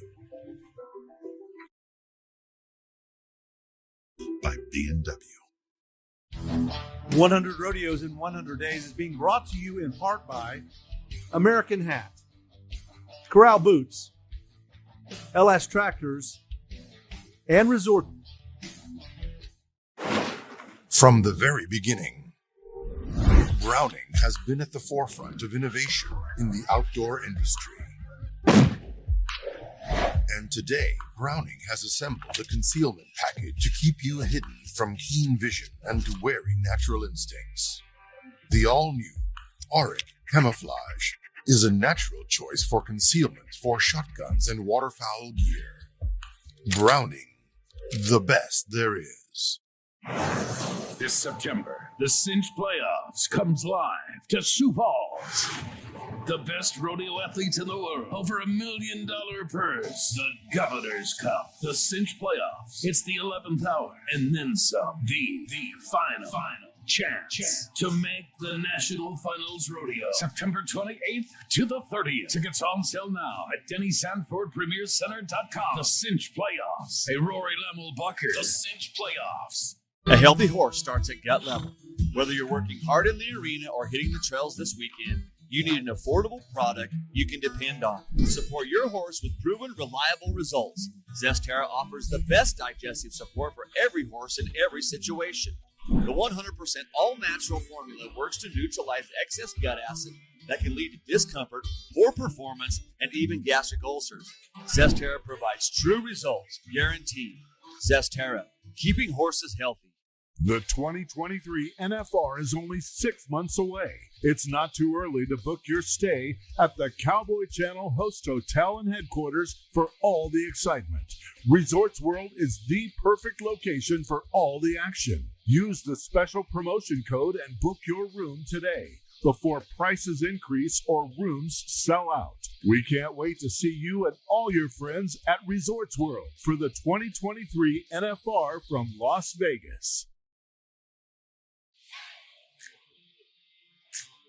Welcome back to Championship Sunday at the Cheyenne Frontier Days. Going to team roping right now. A couple of headliners, Caleb Driggers and Junior Nogata. They are the reigning world champions, along with world champions Eric Rogers and Paul Eves will have the advantage of being the final team out. Team roping started in the old working ranches of the West, when 2 ropers were needed because the size of the animal was too much for a single man. One cowboy would rope the steer around the horns, while the second would rope the legs to allow for branding or vaccination. These skills are essential to a working ranch and are still in use. Team roping is an event that both men and women compete together.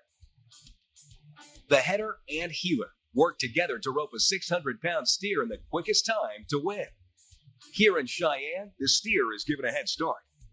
If the rider starts before then, a 10-second penalty is given. The header must rope the steer in one of three ways: around both horns, half a head, one horn and the head, or around the neck.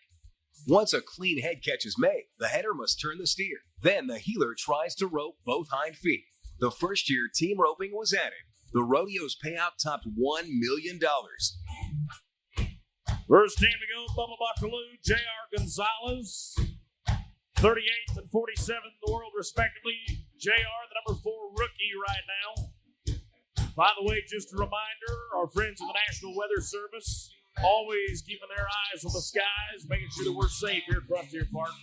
When things start to change, we'll let you know, but right now everything looks like it's headed south of us. And a solid, smooth 9 flat to start us off. 9 flat. As team roping is brought to you by the University of Wyoming College of Business. They bring us team roping. Want to back up and say thanks to Samson Energy and MSI. They sponsored the rookie saddle bronc riding and the rookie bronc futurity this week in Cheyenne.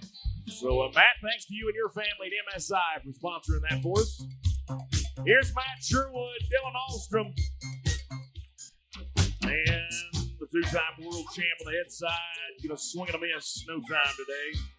Dylan, top 40 in the world. No time. Edgar Aguiar and Edgar Villegas be next to go. Edgar's so talented, Kyle, that he can head and heel in this run.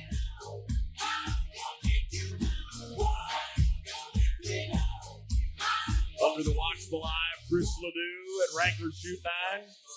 That's right. We're making it hot. We're making it hot. We're making it hot. We're making it hot.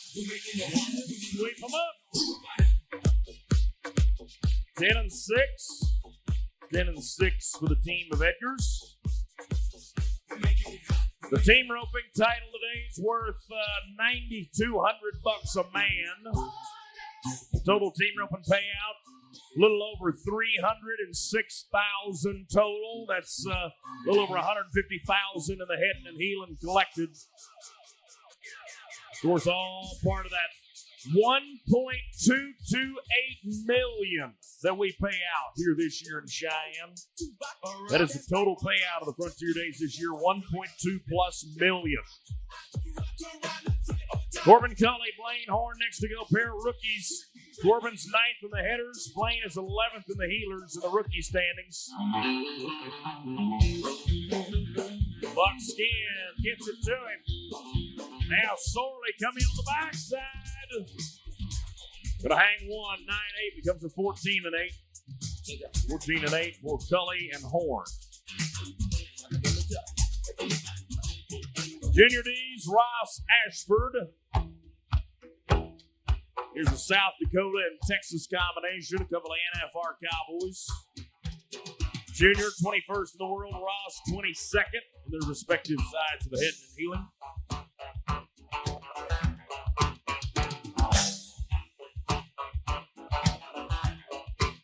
Barrier, of course, the hand-pulled barrier is in position.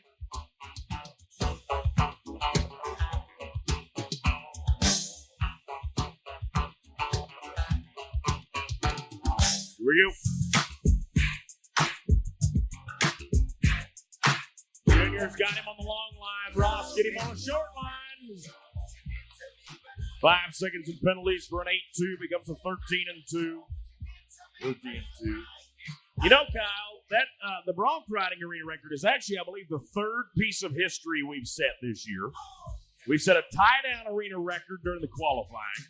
Yesterday, we set a record of the first time ever to sell out the rodeo and the night show in the same day before the rodeo even started. So Wow. We have had a history-making year. Wouldn't it be something if we set a new steer roping record and broke the Cowboy Channel Justin McKee's arena record this year? He wouldn't have it. He wouldn't allow it. Mitch Marney, J.W. Nelson, team working for us with a no time. Yeah, Justin McKee would come off of the top of the headquarters building and stop down here and say, no, not happening. No time for Mitch and JW. He'd probably stop and get him a corn dog on the way, but he would still march down. Billy Bob Brown, Kirby Blankenship. Billy Bob, 37th in the world. Kirby, 42nd in the world. Billy Bob, pretty special moment. This has been a lifelong dream for him to rope one in the short round in Cheyenne. Now let's take the dream one step further. Billy Bob! Billy Bob! 8-second splat! Nice job, Kirby Blankenship on the hop. Check this, that is safety enough. Smooth right there. And Brown and Blankenship, number one in the team roping. Billy Bob's family here with him today, cheering him on, and just another special opportunity. But now, a special opportunity to watch the reigning two-time world champions, Caleb Triggers and Junior Nagata, fourth and third in the world. They've never won Cheyenne. Today might be the day. Get you two and lay back. And they are number two by just 0.2 of a second. How about an 8.2 for the reigning champions of the world? Now, 4 teams left. 4 teams left. Curry Kirchner, Billy Jack Sabins. Couple of Prairie Circuit finalists and champions. Billy Jack, of course, been to the National Finals Rodeo. He is 24th in the world standings today. Ooh, Curry's late to the party. Billy Jackson to move him over. Oh, no. Boy, just not their day today. No time. So here's the brothers-in-law, Andrew Ward and Buddy Hawkins. Oklahoma and Kansas Cowboys. Edmond, Oklahoma, Columbus, Kansas. 5th in the world for Andrew, 4th in the world for Buddy. They are brothers-in-law, and their wives are Wyoming native cowgirls. So they got ties right back here up the road from Laramie. 9-6 plus the 5, 14-6. 14-6 for Andrew Ward, Buddy Hawkins. All right, so only 2 teams now stand between Billy Bob Brown and Kirby Blankenship. Let's go to Clayton Van Aken, Cullen Teller. Clayton, a 4-time college national finalist for the University of Wyoming. Another UW Cowboy. Cullen Teller, as well as CNFR man.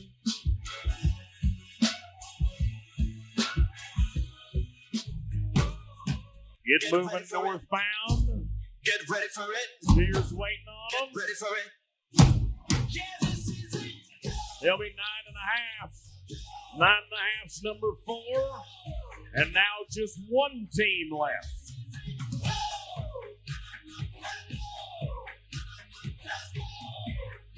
Billy Bob Brown's heart has got to be about to burst out of his chest.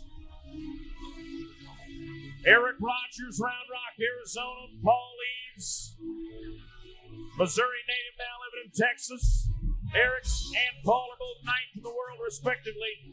Eric won this rodeo in 2017. A 7.9 or faster to win it again this year. Oh, no! And a no time. A rare miss for Eric Rogers and Paul Eaves.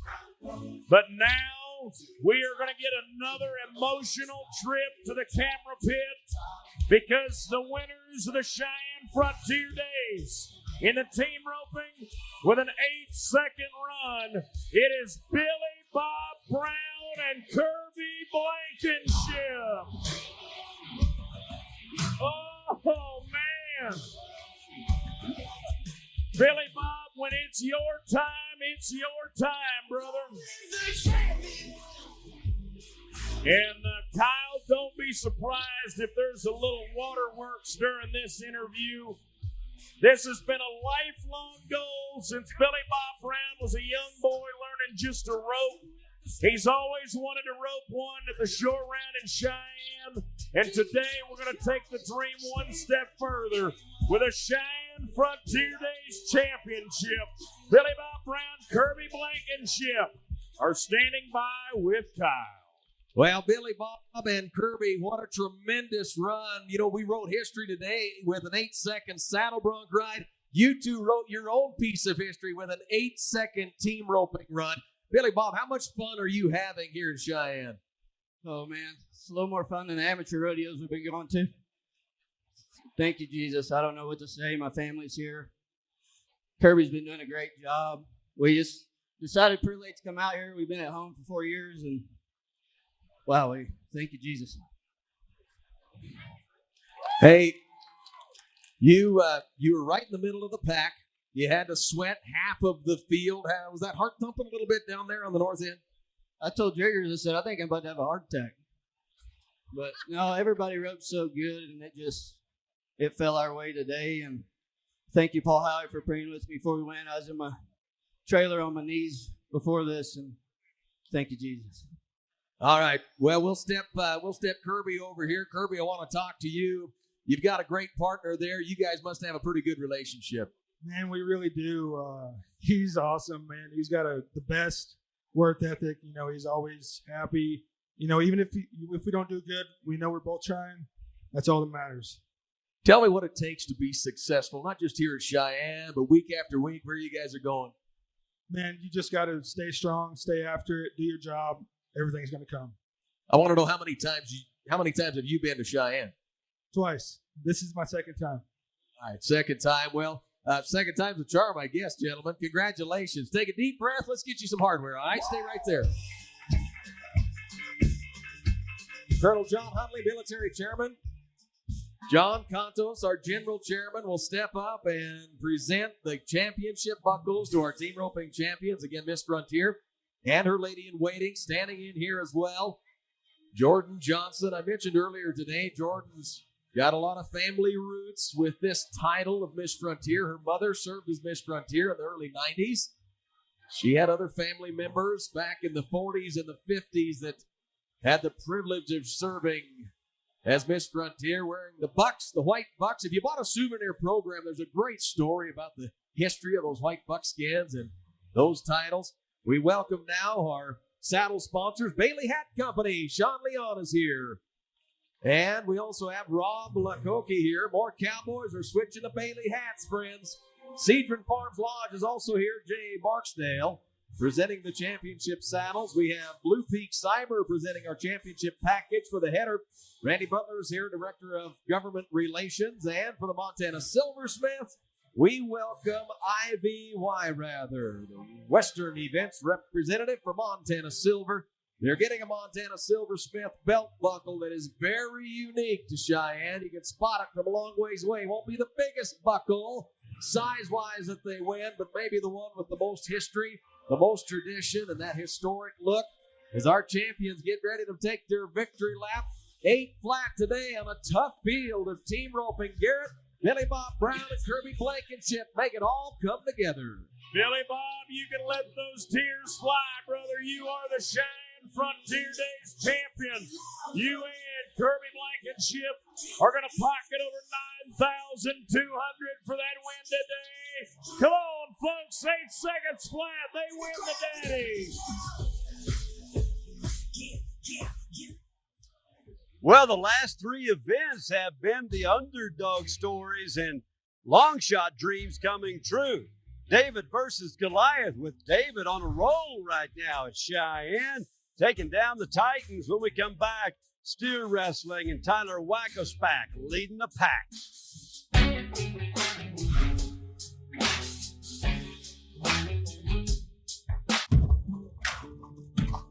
We've been stewards of this land for 4 generations. Ranching isn't just a way of life for us. It's a privilege. The sounds of rodeo resonate throughout the country as the best cowboys and cowgirls hit the road to qualify for the Wrangler NFR and a piece of the $11.5 million purse. And come December, the NFR experiences 10 unrivaled days you don't want to miss. Whether you know Vegas or you are new to town, NFRExperience.com is where everything starts. Log on now to find great deals on hotel rooms, schedules, blogs, NFR Extra, and more. It's never too early to plan ahead because legacies and memories are made in Vegas.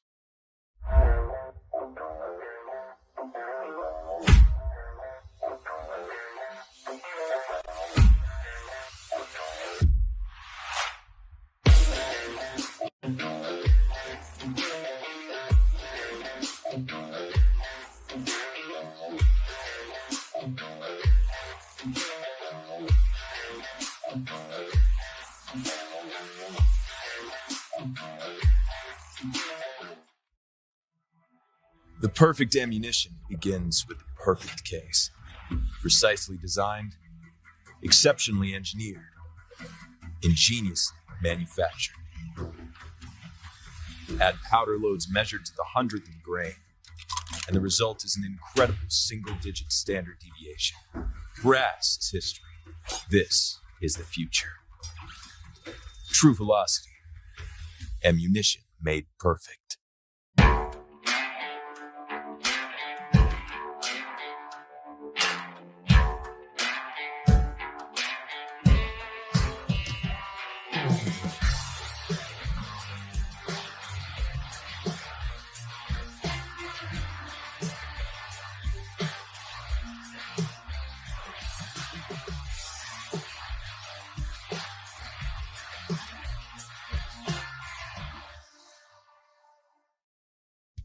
Hi, I'm 8-time world champion Donnie Gay. Where can you see my world champion mementos, Trevor Brazil's buckles, and Jay Novacek's Super Bowl ring? The Texas Cowboy Hall of Fame. I'm proud to share a spot with Texas' greatest cowboys, cowgirls, ranchers, artists, and entertainers. Historic wagons, too. Visit the Texas Cowboy Hall of Fame in the historic Fort Worth Stockyards.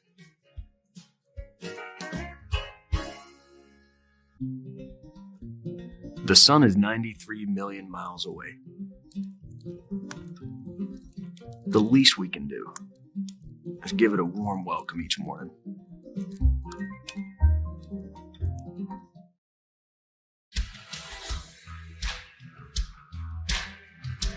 Back in Cheyenne, as we take a look at one of the greatest breakfasts in all of the West. It's the pancake breakfast. Every year, it's 3 times during the week of Frontier Days, and it is a big bunch of fun. The Indian dancers, the singers, the stage show, and the concrete mixer truck is where they put that batter. You get it mixed up for about 7 or 8, 10,000 people a day. Now, time to get to some steer wrestling, where the steer wrestlers have had the advantage here in Cheyenne with that help of the pancake breakfast of keeping weight. Let's get to Shoot 9. Steer wrestling has a long history at Cheyenne Frontier Days, first being introduced in 1904. It's said that the event is influenced by working cattle dogs who would grab the cattle when they were unruly. Steer wrestling has evolved and now has a hazer and the bulldogger. Steer wrestling or bulldogging is an event where men try to wrestle a 600-pound steer to the ground. Here in Cheyenne, the steer is given a head start. The rider must catch up, lower himself off his horse, grab the steer by the horns, slow the steer down, throw the steer down. All the steer's legs must be facing the same way as the nose for the run to qualify. Going to be a stout field of steer wrestlers today, no pun intended. Rowdy Parrott first to go from Mamou, Louisiana. This, of course, you guys know what I'm fixing to say by now. The wildest bird in Cheyenne. Rowdy Parrott. 3 times for the Big Show, 2014 Rookie of the Year. And old Gray is going to just drive by today.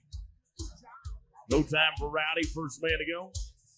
Steer Wrestling is brought to you by our friends at Little America Hotel and Resort right here in Cheyenne, down at the intersection of I-80 and I-25.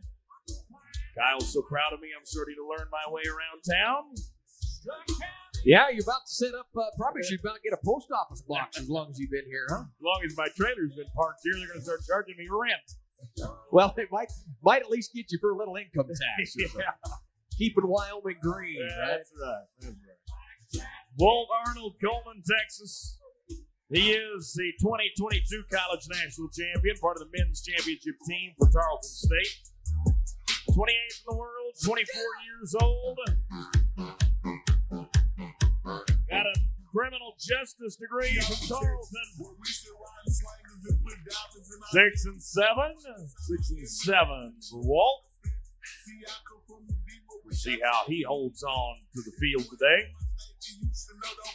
So there's 2 former Cheyenne champions in the field of steer wrestling today. We're going to meet the first one of those 2. Eli Lord from South Dakota. Sturgis to be exact. Home of the rally coming up in a couple weeks. Eli Lord won this event in 2019. 38th in the world.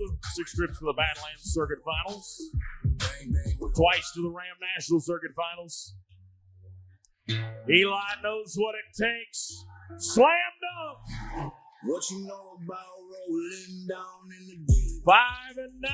That'll put him back to number 1.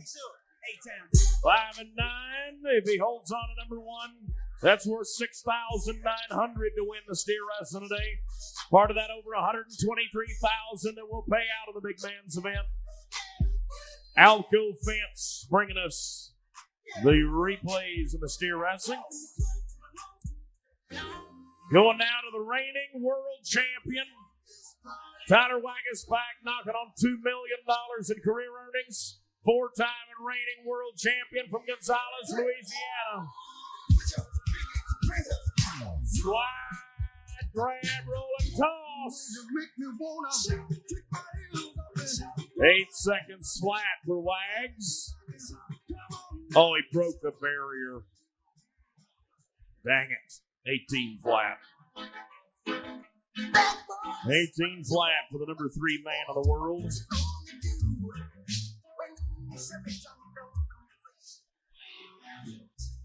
I see trouble coming.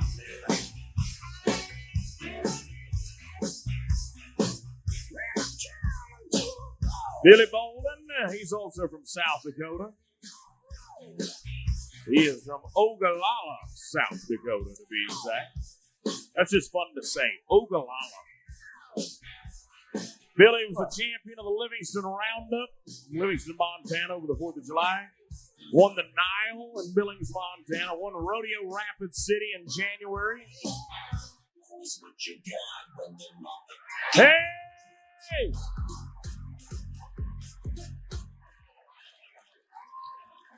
He would have broke the arena record, but instead he broke the barrier.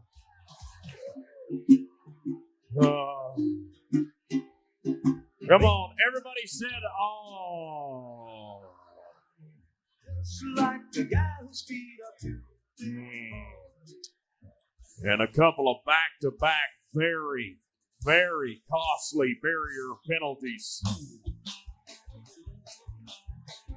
So the show moves on. Don Payne from Stephenville, Texas.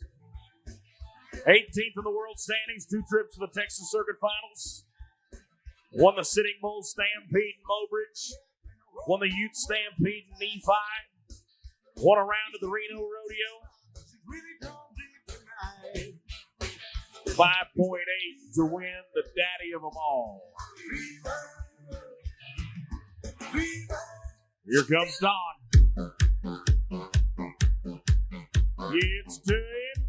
Oop, loose his feet.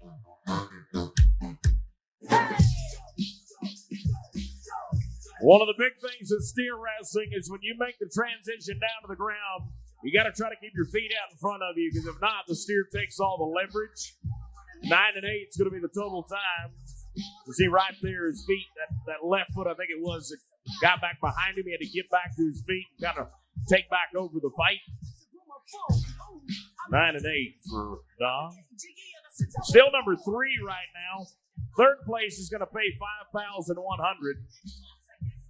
That's nothing to shake a stick at. Dakota Eldridge, $1.6 million, one steer at a time. 17th in the world. He's got to climb 2 spots to get to his 10th NFR. 2-time Canadian finalist. 11 years ago, the all-around and steer wrestling rookie of the year. Trying to get some critical playoffs points as well. There you go. 7-3 for Dakota. 7-3. That now moves him to the number 3 spot. We talk about this rodeo being huge to the world standings. It's also vital. It's also vital to the NFR playoff standings. The NFR playoff series culminates in the Cinch playoffs, the Governor's Cup in Sioux Falls, South Dakota. September 28th, 29th, and 30th. It's a $1.1 million rodeo on the last 3 days of the rodeo season. That is crucial. So these cowboys and cowgirls trying to get points to join us, and we hope you'll join us in Sioux Falls. CinchPlayoffs.com to get your tickets. Newton Novich, Twin Bridges, Montana. Here's the other former CFD champion. He was the winner here 2 years ago. 5 trips to the Montana Circuit Finals. There we are. 7-5, 2/10 behind Eldridge. The number 4 check is worth $4,200. Newton Novich, Twin Bridges, Montana. Going now to Martin, South Dakota. Lots of Badlands Bulldoggers. Tate Petrick, a rookie this year, rodeoing for Shadron College. Won Crawford, Nebraska. Boy, if he could make Cheyenne his 2nd win in his rookie season, that's something he'll remember forever. There's very few rookies that win in Cheyenne because there's something about this arena and this rodeo that takes a crafty veteran. Tate's going to try to prove the stigma wrong.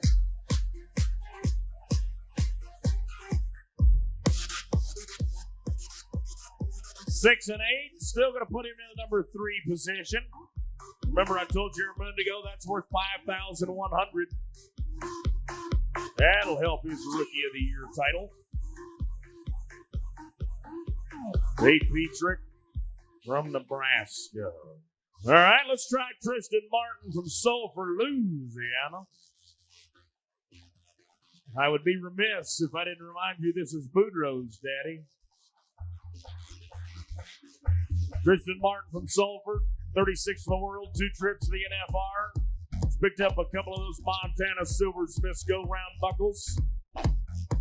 Split the win in St. Paul in the first round. College national champion in 2018. Tristan, hey! 6.6 for Tristan.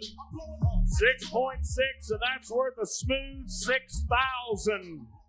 If he can hold on for one more man. He lived by himself in the swamp. So he's going to finish no worse. Well, excuse me, there's 2 guys left. So he's going to finish no worse than 4th. That's worth $4,200. Chisholm Dochev. Final 2 guys to go. He's from Meade, Colorado. Colorado State University assistant coach. Big steer. 7.5.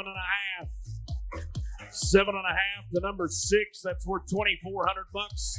We'll pay 8 monies here in the steer wrestling due to the amount of players. Final one to go. Here's another one of the 3 rodeo coaches that we watched today. Actually, Jimmy, there's 5 rodeo coaches out today. Here's another one of them.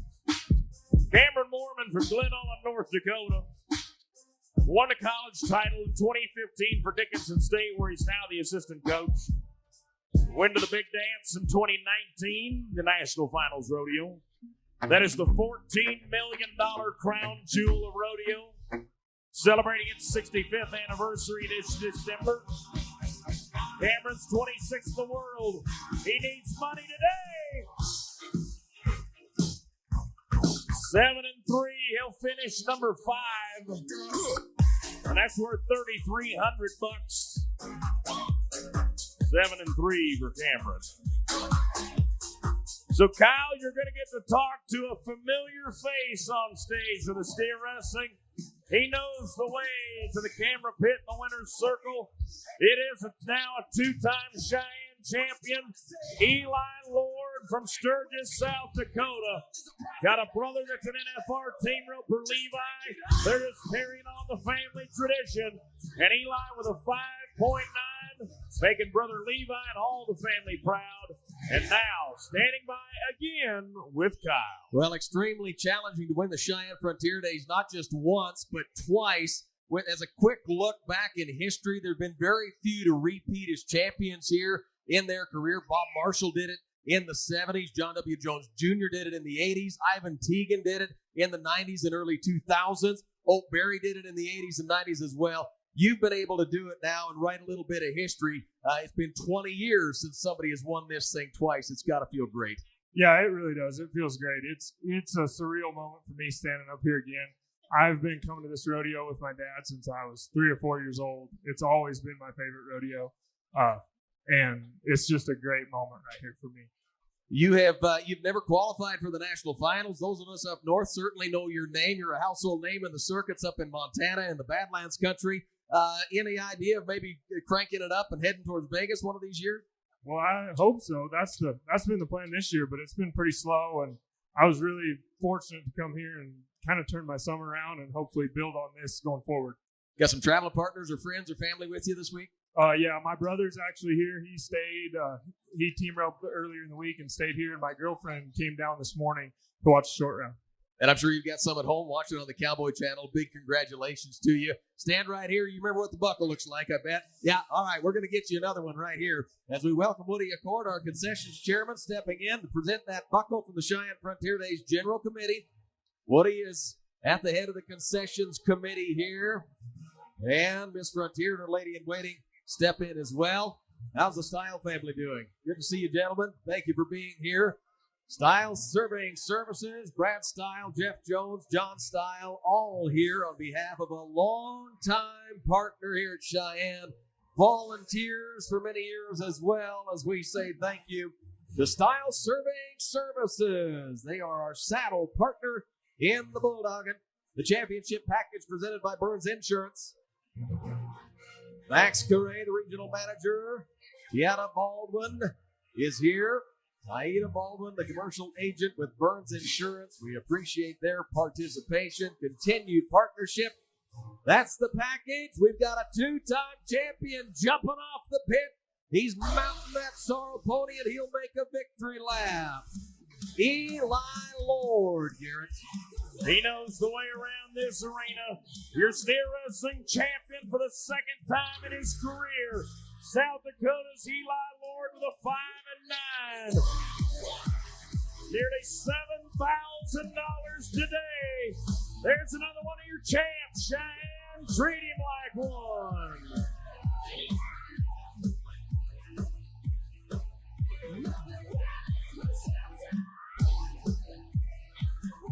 They get a little America. They brought us some steer wrestling.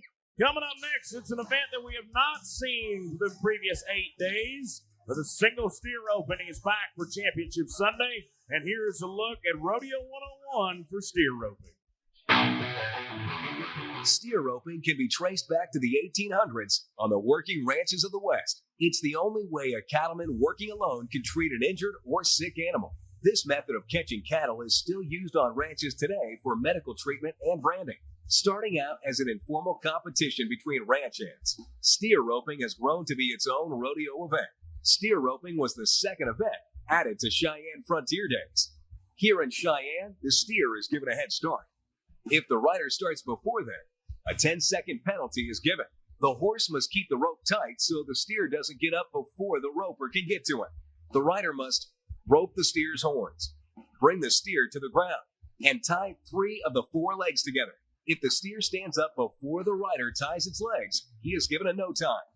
The clock stops, and the rider must remount his horse, slacken the catch rope, and wait 6 seconds. If the steer stays tied, the rider is given his qualifying time. See, is single steer roping to go now. Austin Posey from Stephenville, Texas. So here's a couple of things that I want you to pay close attention to in this contest. I want you to watch the horses, okay? I want you to watch the horses because in this event, these are probably, I'll just go ahead and say it, Kyle, these are probably the most heavily trained horses in all of rodeo. You're going to hear, during the run, you're going to hear Austin Logan, our music director. He'll pull the music back a little more than normal during this event because the Cowboys have vocal cues that they give to the horses for commands. Now, you bring up a great point. Sometimes maybe some of the more seasoned horses, too. They probably got as much age on them, or more age than most performance horses we'll see here. Yeah. Here's that fresh cattle, fresh start now. Watch the horse. Watch the horse. Now he's going to dismount. Now listen real close. If you're down there, maybe on the tunes on the terrace down low, you could hear him holler, "Whoa!" Look at him lean out on the end of that line, too. Yeah. Very, very important, keeping that rope tight. They are athletes. As Rodeo 101 mentioned, one legal head catch here. You have to be precise. Straight around the horns is the only legal head catch. 18 seconds flat for Austin. 18. Gordon Ranch, you're up in KC, Wyoming. They sponsor the single steer roping. Governor Mark Gordon, wife Jenny, they sponsor the steer roping.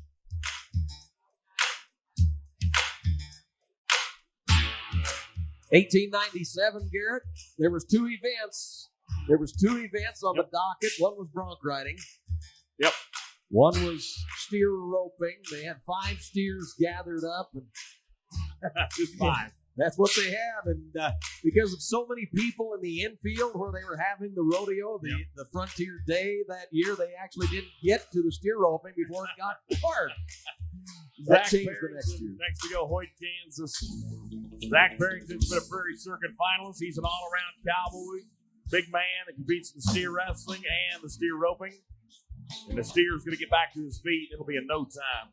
So what you're telling me is they didn't have like Ram trucks to light up the arena floor back in 1897? Not in 1897. Oh. No. Started in the afternoon, and it got to be such a party that, just got a little later in the day. There's a great story in the program, too, about what happened. The Union Pacific Railroad was kind of promoting some community functions and events, and they had kind of a corn-growing celebration in Gunnison, Colorado, and a few other things like that. They say, "What do you raise in Cheyenne?" They say, "We don't raise anything, just a lot of hell." Duck Benson right now from Orden, Montana. Top 40 in the world standings. 5 trips to the Montana Circuit Finals. 48-year-old cowboy working for you right here. Won a round to the Sheridan Wyo Rodeo. A nice run here. 15-5 for Duck. 15-5. And I want you to think back to the 101 for another point, too, Kyle. The question of why. Why this event?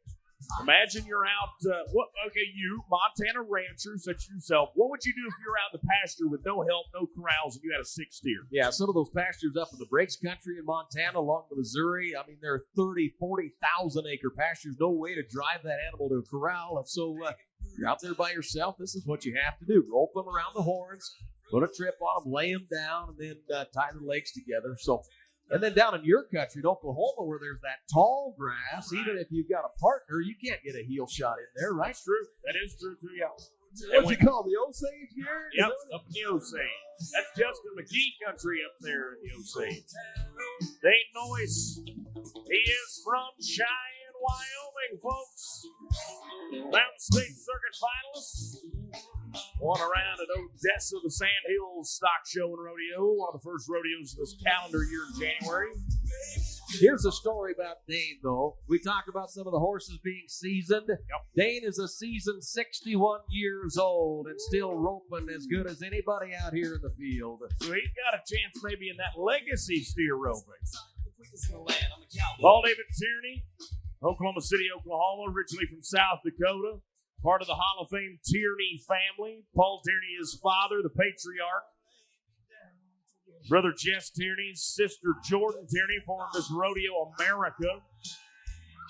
Paul David, now the rodeo coach at Western Oklahoma State College. Been a Prairie Circuit finalist, been a qualifier at the Clem McSpadden National Final Steer Roping. Now, Paul David opts to start from the heading box. Now, put that string on the front. Bay horse working perfectly. Perfectly there. 16-4 for PDT. 16-4, former champion of the Time Event Championship in Guthrie. That paid him $100,000 to win it. All is good at 16-4. Hey, by the way, those of you on the west side stands are getting the front row seat at the Riata Ranch Trick Ropers here today. Jennifer Nicholson doing the old Texas skip right there in the middle. She is the director of the Riata Ranch Cowboy Girls. We also have Bailey Gable, Eden Bloom, Eva Bloom, Ava Davis, all spinning those ropes today trackside while we continue to rope steers out of the Wrangler chute number 9. You know, old Frank Thompson looks like he needs something to do. I'd like to see him try some of those rope tricks. Frank, you don't forget, Frank was a steer wrestler. I'm not sure roping is really his forte. He's a cowboy. He can do anything. I know. We like to give our Frank arena director a hard time. Tough Hartman right now from Atoka, Oklahoma, top 50 in the world. 3-time Prairie Circuit finalist. And that horse overstepping just a little bit. You can see how he hasn't taken the stop yet. Pulling that steer away from the Cowboys. He's trying to put the tie on. 16-8. 16-8 for Tough Hartman. Another man from a rodeo family.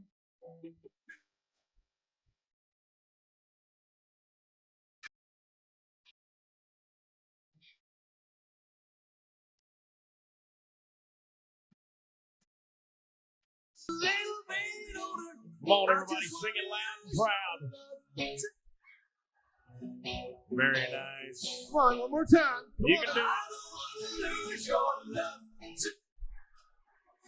Yeah. Sound good. Okay, so that was something real quick for everybody to warm up, Austin. How about something for the guys? You got something for all the guys in the audience? Men in the crowd. Blame it on my Oh, there we go. Good. I see people not singing. What's the deal? The last one to know, the last one to show I was see there. Here we go. Yeah. And I saw the surprise and the fears when I took his glass of champagne. And I toasted you and said, honey, but you'll never hear me complain. Come on, everybody. Places where the whiskey drowns and the beer chases my blues away. The Peaks Healthcare System Crowd Cam is amongst the people today. Yeah, I'm not big on salts. Where are we slipping down to? So I've got Nice friends. job there to our arena crew. Obviously, animal welfare is our first and foremost concern at Cheyenne. And while we do not know the extent of any possible injury, we saw something maybe just didn't look quite right. So our arena crew opted to give a little assistance to that steer. We have 24/7 on-site veterinarian, Dr. Amy Nicodemus, that's here. She'll take a look at the steer, make sure everything is okay. We'd rather be safe than sorry, so we're going to help that steer out of the arena. Trenton Johnson right now, he's from Blue Mound, Kansas. I'm so used to being Top 25 in the world standings. Gonna track that steer. Now old Gray's gonna pull him around. Now, whoa, Gray. Perfect job by that horse listening to the commands of Trenton Johnson. Another all-around cowboy in rodeo. 20-3 for Trenton, 20-3. No time, I'm being told. No time, steer kicks free. Got to stay tied for that 6-second count, just as we saw in the tie-down roping. A little nervous. The steer roping payout for the champion today, it'll be just short of $11,300. The total payout here in the single steer roping exceeds $112,000. Brody Popino, Big Cabin, Oklahoma, 2018 Cheyenne champion. Top 35 in the world, 3 trips to the big show. Second generation steer wrestler, Dad Marty Popino. Mom Tana Popino, been an NFR barrel racer. They come from Big Cabin, Oklahoma. That's North Mays County. And some tough luck there for Brody. Not going to have a repeat title for him today. Okay. No time for Brody. Yeah, I almost forgot. My turn. Oh, it's time for your trick again? Yeah. Do you think you can go 9 for 9, So's? If you're going to play in Texas, you got to have a fiddle in the band. Oh, Jennifer, you can do it. Look at me go. You can do it, Jen. How about it for Jennifer and So's? Hey, I'm awesome. Right now, Troy Tiller, Douglas, Wyoming, working 5 trips for the National Final Steer Open. Troy won this rodeo 19 years ago. Thank you. And that guy right there is part of the Tillard family that are members of the Cheyenne Frontier Days Hall of Fame. The 3rd generation cowboy and another University of Wyoming graduate. Marty won this in 1991. Tim won the Legacy Steer Open in 2010. Troy trying to win a 2nd title with a 14-6 to number 1.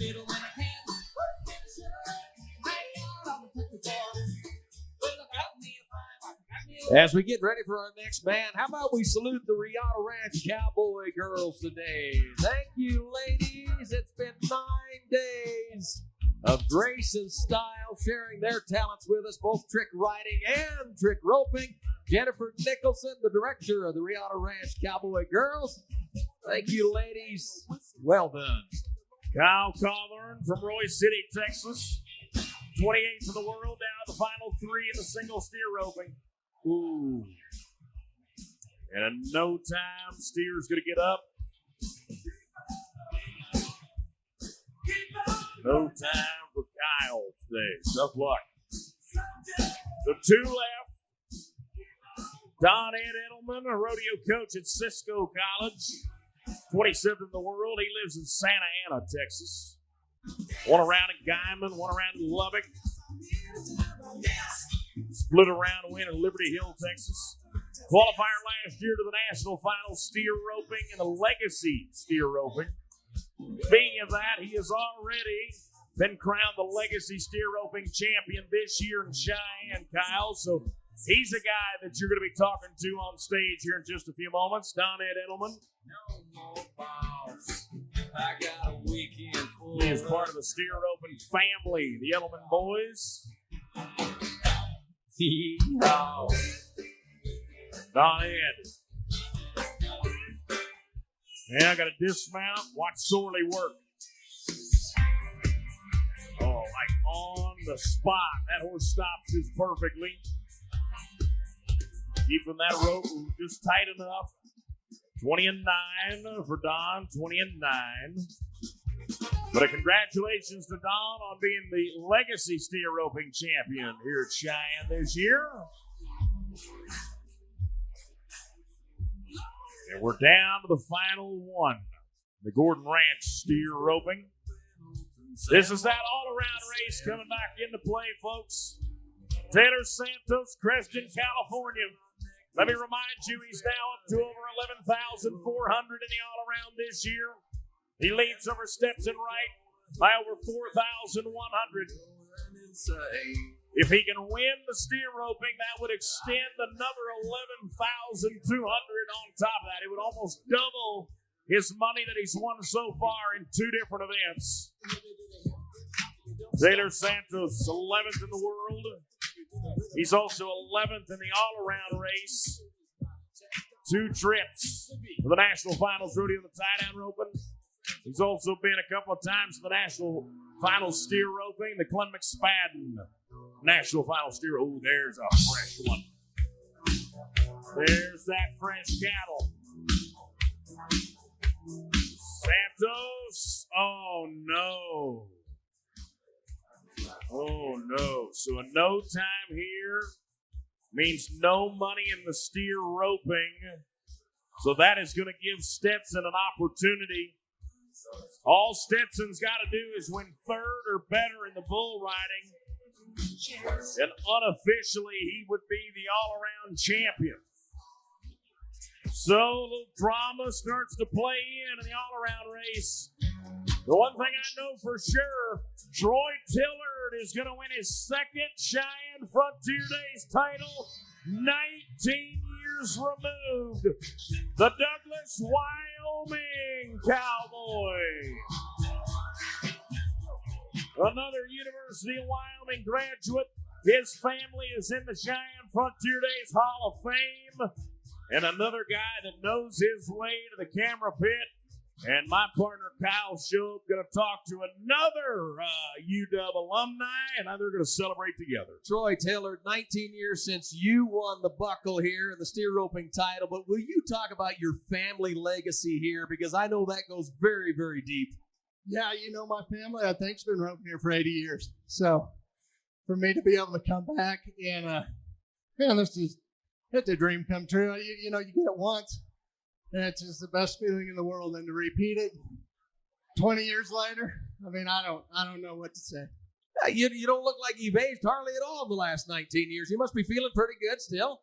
You know, I got a hip replacement 7 months ago, and it's got me, I feel 10 years younger. Oh, well, what an inspiration. I know you've got a lot of family here today. Talk about your message to them and your message to the Western world, the Western lifestyle that is so magnified here at Cheyenne Frontier Days. Well, I just want to tip my hat to Tommy Hersick and the whole Cheyenne Frontier Days for keeping tradition like this alive. And man, it gives us, I mean, what a better place for us to rope. Well, congratulations. The legacy continues with you, my friend. How about another buckle right here? We're going to give it to you. This will be Ryan Rico, our operations chairman, presenting the championship buckle to the home state man, Troy Tillard. Wearing his buckle on the belt from 19 years ago, he'll have a brand new shiny one to display proudly. As we welcome 307 Horse Racing with us. Art Hansen is here. Jack Greer. Harriet Hageman, Wyoming House Representatives, is with us today as well. Representative Hageman joining us. 307 Horse Racing presenting that championship saddle. Boy, if you haven't noticed the saddles again this year with the throwback look from the early days, would have been something you would have seen back in the 1800s for sure. Here comes the championship package. Boot Barn with us again. Jacob Greenhalgh, booth manager here at CFD. Alex Sprouse with Boot Barn, one of our corporate partners here at the Cheyenne Frontier Days. Well, Garrett, you mentioned the legacy steer roping. We do have a champion to crown in the side pot that is we used to call it the senior steer roping, now called the legacy steer roping. And I believe he's making his way this direction.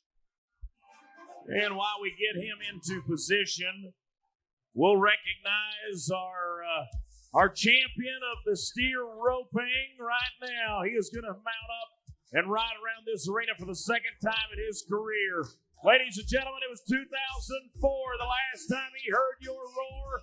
Let's give him another reminder what it sounds like. Happy for the entire Tillard family and all of Wyoming that was certainly cheering him on as Troy gets his second buckle from Cheyenne. Stick around.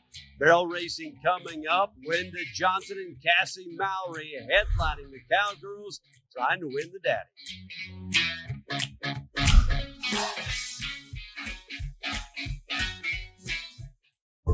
It's feeding time. Time to feed working hard from sunrise to sunset. To feed more play after a long day. To feed more happiness and more laughs. To feed more gallops, struts, tail wagging, and walks. To feed more bonding and more togetherness. To feed more healthiness and everyday adventures. Feed the moments that matter. Because that's what really counts. We're proud families with deep roots. Wisdom that's passed down. Connected to the land and animals we love. We are the faces of the American West. We are Cavenders, and this is how we live.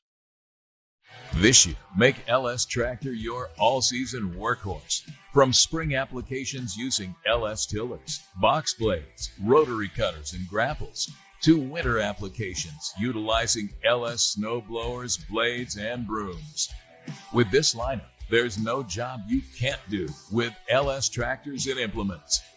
Learn more at lstractorusa.com or check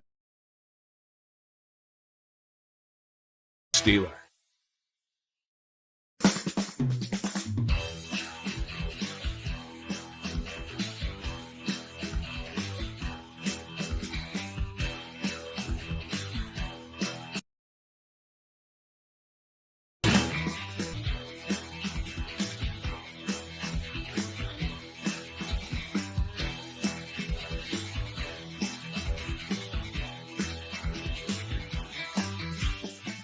Hi, I'm Bo Runyon. Welcome to Runyon's Fine Furniture. It has been a pleasure to be partners with the Rural Media Group family, and I want to thank you for all the support.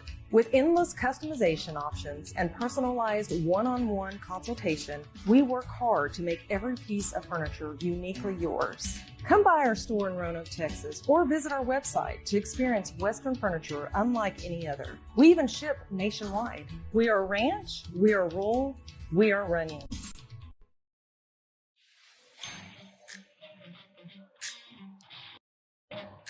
Tomorrow on the Cowboy Channel, don't forget, it is an all-new episode. It's a Monday through Friday extravaganza of Western sports information.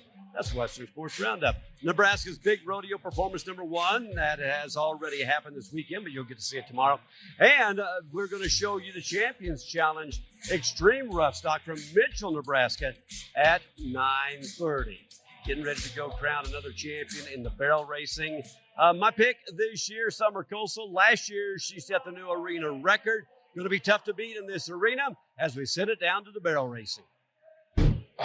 Barrel racing evolved from the timed relay races in the old Wild West shows. Introduced into rodeo as an exclusive event for women on horseback, modern barrel racing is sanctioned by the Women's Professional Rodeo Association and shows true teamwork between rider and horse. While it's not uncommon for barrel racing horses to sell for over $100,000, four-time Cheyenne Frontier Days barrel racing champion Christy Peterson won on a horse she paid only $400 for, her famous horse named Bozo.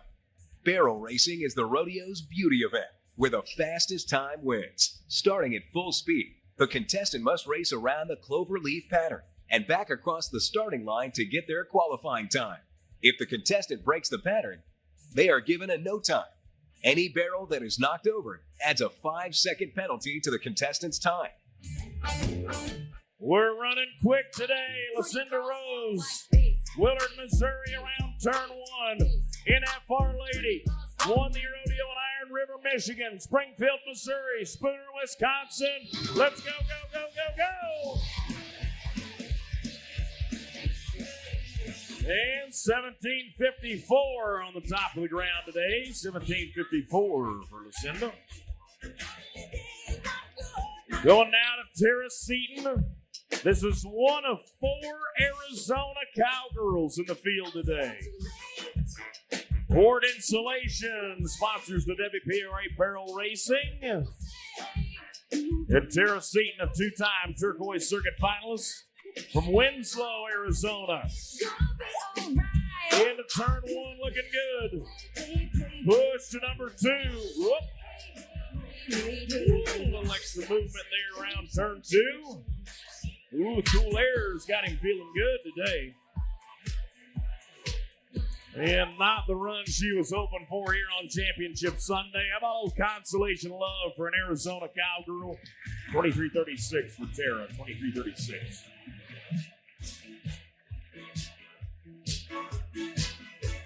Last year, this lady from South Dakota set a brand new arena record. Summer Coastal from Glenham, South Dakota. 17:02 holds the all-time fastest run in Frontier Park. 21st in the world standings. And I've said it once, I'll say it again. Her horse Apollo loves the beaches of Cheyenne. Now, time to take flight. Badlands Circuit finalist twice over. Oh, we got us a run going today. Come on, Summer, ride hard.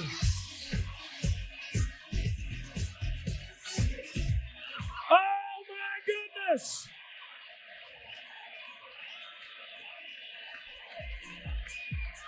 Ladies and gentlemen, she just broke her own arena record. 16:97. Come on, y'all. Check it out, y'all. Here comes the next one, Sharon Harrell, Wickenburg, Arizona. Another Arizona lady, 3-time Turquoise Circuit finalist. Round 3, here we go. And 1774 for Sharon, 1774. Wow. Now let's go to the newly crowned college national champion from University of West Alabama. Tacey Matthews from Wynn, Arkansas. 7th in the world. Just won Salinas. Won around in Calgary. Won around in Guyman. Now she's got to set another new arena record at 1696 on Pop Rocks. This is her mom Kim's horse that she has borrowed this year to try to make her first NFR. Come on, Tacey. The track's fast today, sister. Push to number 3. Cheyenne, now you ride with her.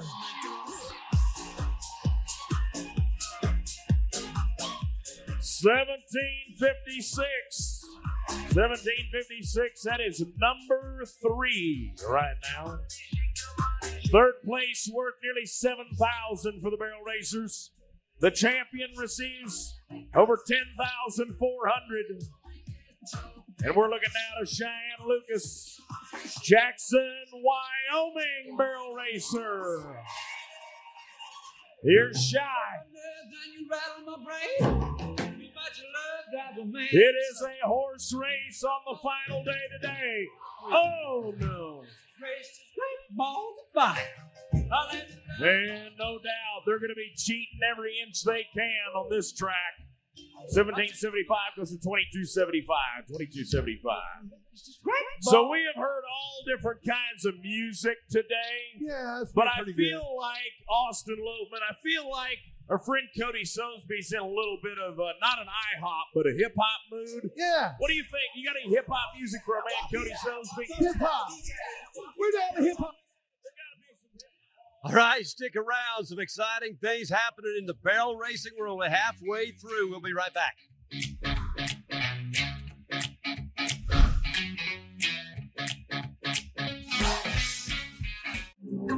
I believe a leaf of grass is no less than a journey work of the stars. And the pismire is equally perfect, and a grain of sand in the egg of the wren, and the running blackberry. In vain the mastodon retreats beneath its own powdered bones. I follow quickly. I ascend to the nest in the fissure of the cliff.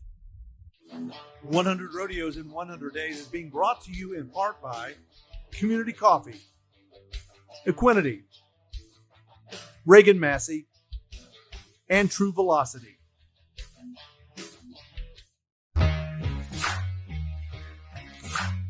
Hi, I'm Trevor Brazil. My name's Corey Koontz. Hi, I'm Gina Nogueira. I'm Luke Brown. Hi, I'm Tyler Wade. I'm Caleb Driggers. Miles Baker. Wesley Thorpe. Paul Leaves. Patrick Smith.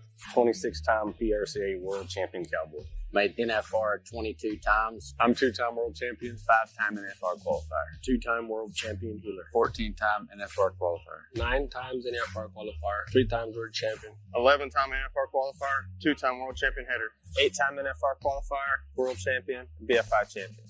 We ask so much out of our horses that recovery is crucial, and that's why I use Equinity.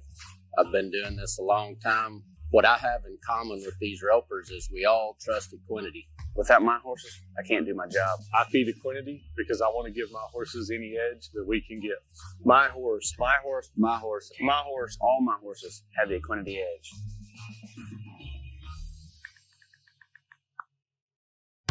Horses are one of nature's greatest gifts, which is why they deserve the very best that nature has to offer. Since we've started using hemp flavoring, our horses are calmer, more willing, more athletic. And the daily pellet, they eat it in their feed. My horses are picky. For them to eat it says something. The stuff's really just been lightning in the bottle. Equine Hemp Solutions. We support your horse so you can support your lifestyle. Proud supporter of your Western Sports Association. Go to the Equine Solutions website below and use Cowboy10 and receive 10% off your order. It's been great raising my family and growing my business here in Cheyenne. With Wyoming's favorable tax structure, we're able to keep more of what we earn. Having grown up in Cheyenne, I know that I'll always call Wyoming home. There's a sense of community here that you won't find anywhere else. Here you're surrounded by opportunities.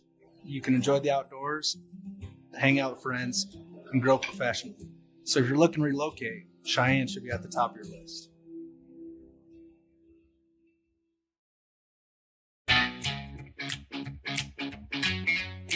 Time now for the second half of the barrel racing here at Cheyenne. Looks like we've got a fast track, and this should be a fantastic finish.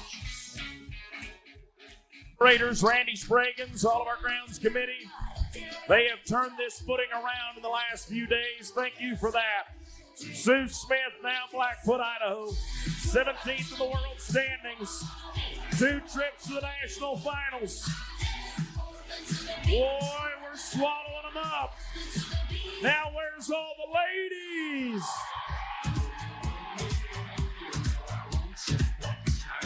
$16.89.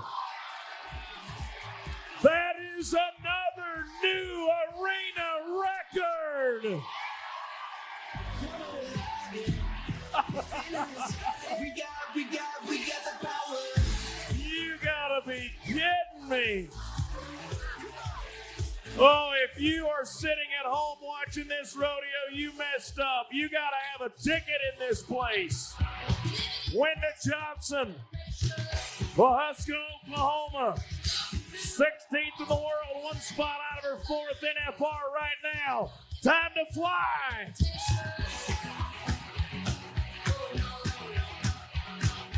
$17.70 for Wenda, $17.70. Whew, I got to catch my breath. Goodness gracious. Cassie Mowry, Dublin, Texas. 4th in the world, 3 times to the NFR. Former champion of the Calgary Stampede, reserve champion at Rodeo Houston. 2000, she was the high school champ. 01, the college champ for Western Texas College. She is a $1 million barrel horse trainer and jockey. This one's got the motor running also. Come on, Cassie.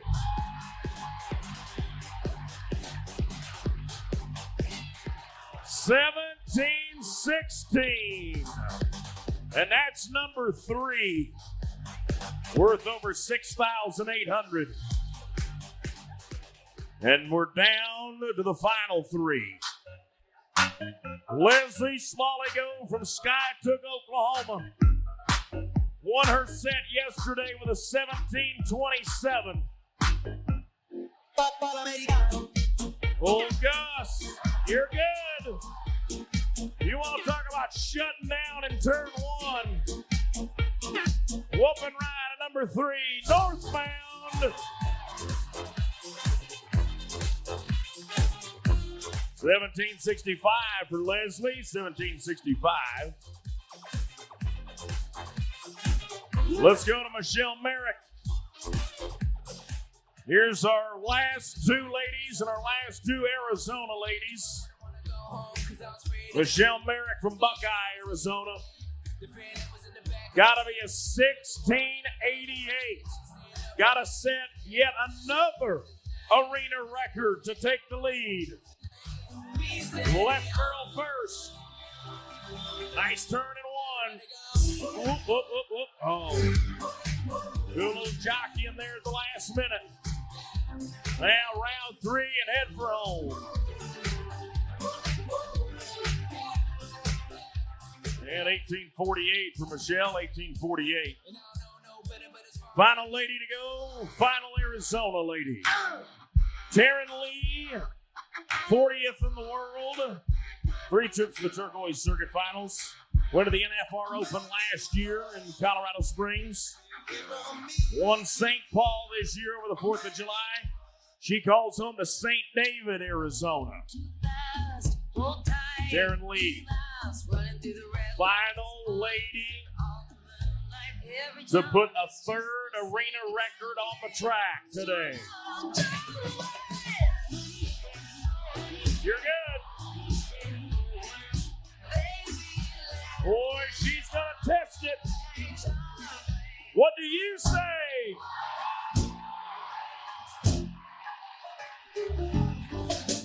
$17.55 for Taryn, $17.55. So once again, Kyle, we are breaking the history books down in Cheyenne today at the 127th. Not 1, but 2 new arena records in the barrel racing. For the fastest of them all is Idaho's Sue Smith with a 16:89. And we will get Sue moving to the camera pit for the champions presentation. Of course, the previous arena record was a 17:02 before today. Summer Coastal breaks her own record with a 97. And here came Sue Smith with a 16:89, the all-time fastest barrel racing run in 127 years in Cheyenne. A big kudos to the ground crew and a big kudos to Sue Smith, our champion barrel racer. And she is with Kyle. Idaho Cowgirl, come to Wyoming. You saw 2 arena records here between the qualifier and this round here. What were you thinking riding into this arena, knowing you had to be the fastest ever to have a chance at this? I knew if my horse would keep her ears pinned, I needed to keep mine pinned, so I just gave it a go. Worked out great, and I'm super excited. Not what I expected, but I'll take it. Talk about your horse, because I know that's such a big piece of the puzzle. You went to the Wrangler National Finals, but it's been 14 years. Talk about the new partnership that you have. Well, I train horses, so I spend a lot of time doing that in futurities and stuff. And I don't know how to say this, but the horse that won it here last year, I trained for my very good friends, Jeff and Andrea Busby. For me to do this the following year on another horse I trained I'm just speechless. I'm so proud. Well, the horse is a big part of that story. The jockey, you're not just up there along for the ride. We've had some weather here in Cheyenne this week that has contributed to the ground conditions, but the track has seemed to improve and got a little faster as the week went on, hasn't it? Absolutely. I've seen them come in here and work on this ground and get it better, and it just continued to get better. And my hat's off to the grounds people, the committee that did that for us, and hopefully they'll continue to do it next year. Well, congratulations. This has got to feel great. You got some family that made it over for the trip? Yes, absolutely. My husband, he's my biggest supporter, and he drives me all over. He drove me here, too. Well, he might be driving you straight to Las Vegas this fall if you continue the winning streak that you're on. Congratulations, Sue Smith, our champion. Stay right there on the arrowhead. Let's bring you a buckle. How about that? All right, Jim Van Sice, our parade's chairman, is with us, and Jim will present that buckle along with Miss Frontier and her lady in waiting. And Pure Dixie is here to present the saddle. Oh, good to have the Berger family with us today. Dixie and her husband Kirby, the owners of Pure Dixie. They have their booth located inside the main building here, main merchant building, and a very, very popular stop over the last number of years. They are our saddle sponsor. Great Wyoming family. The Bergers here today presenting that saddle. And we also have the championship package to come. Oh, she's also getting a Pure Dixie purse. I see that now with a champion logo on it. Congratulations. The championship package presented by Wyoming Home, Carmen and Isabella Hess. Presenting the championship package here from our friends at Wyoming Home. Garrett, I don't think we could have written a script like this. It hasn't, don't know how much better it can get, but we're about to find out as we salute Sue Smith in her victory lap. The total barrel racing payout, nearly $145,000. And Sue Smith will pocket $10,495 today in her race to the National Finals Rodeo. We'll get her back in the saddle. Ladies and gentlemen, another arena record in Cheyenne, 1689, Sue Smith. Once again, Sue, they're on their feet for another arena record in Cheyenne.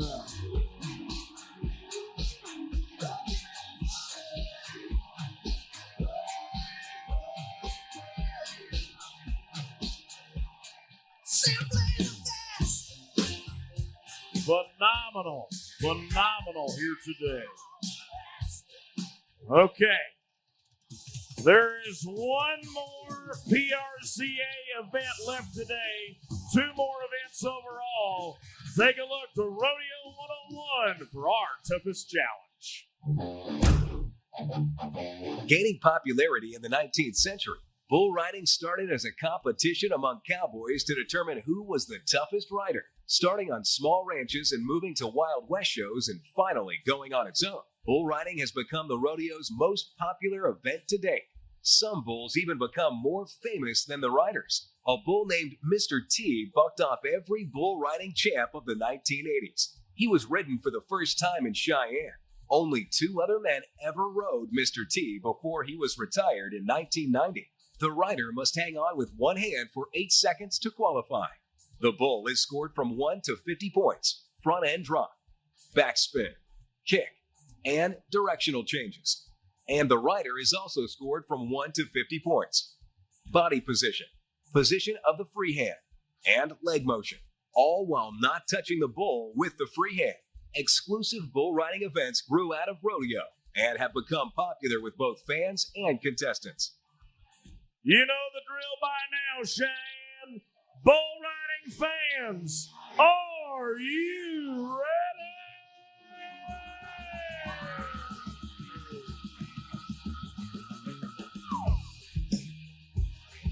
What a phenomenal bull riding it has been this year over the past 8 days, and today will be no exception. We begin with Cannon Cravens of Porham, Oklahoma. Number 6 rookie has got Big Hat from Harper Morgan, an unridden bull that's been 3 times to the NFR. And that bull has been marked 44.5 in Lufkin, 45.5 in Jackson, and slams Cannon Cravens down with a no score. Want to say hello to our bullfighters down front. 10-time bullfighter of the year from Wyoming, Dusty Tuckness. 3-time and reigning bullfighter of the year from Oklahoma, Cody Webster.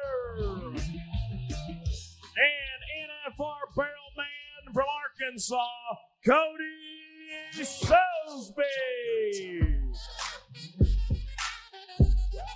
Here's Parker Breding from Edgar, Montana. Smith Pro Rodeo's bull named Con Air went to the NFR last year. 45.5 in Coleman, 45 in Fort Worth.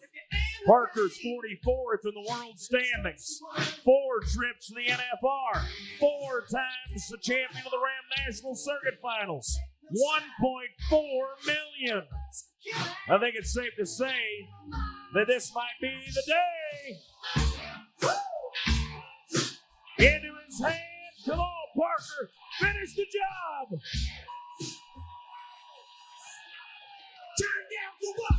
And sticks the landing. Come on, Wyoming. What do you say from Montana?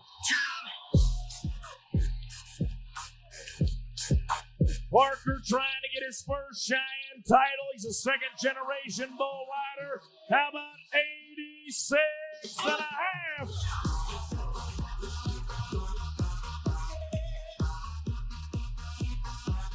Shoe number 2.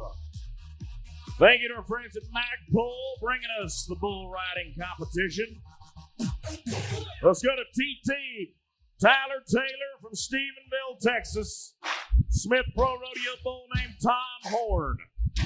Tyler's just inside the top 50 in the world. 2014 was the permit champion. Qualified last year to the Texas Circuit Finals. Tyler Ray Taylor getting set inside a Cheyenne Regional Medical Center bucking chute. Here we go.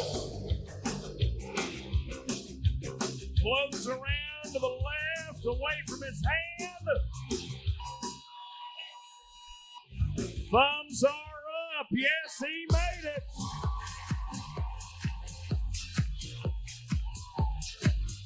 And 2 in a row for the bull riding talent on 2 legs. He'll go to an 83.5. By the way, since we have had to deal with this a couple times today, the arena record in the bull riding, just for reference, is 94 points. So if we want to break that record today, well, I think we can do that. We better have the hammer cocked and the powder dry. Riggin Shippey, Cologne, South Dakota. Shoe number 1 matching up with a bull named Corn Pop from Dakota Rodeo and Chadburger Bucking Bulls. Riggin the number 9 rookie, Badlands Circuit finalist. This is a South Dakota Cowboy and a North Dakota Bucking Bull. A battle of the Badlands here on the beaches of Old Cheyenne. Good news for Riggin, no lack of lifeguards on this beach. Shoe number 1. Young Riggin Shippey. 1 Dickinson, North Dakota, 1 Jacksonville, Texas. Chadburger, of course, the legendary bull man. And I promise you, Chad does not put them on his truck unless they buck. Here we go. Into the latch, into his hands. Keep pumping. 6, 7, 8.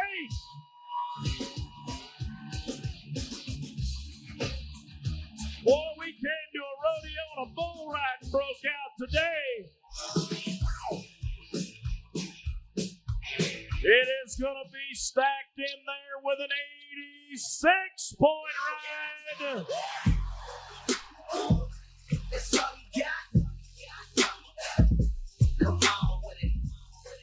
Now let's see if we can go 4 in a row. Let's get a little hand clapping from the grandstands. What do you say? You guys have witnessed history already a few times today. Let's see if we can get a little more.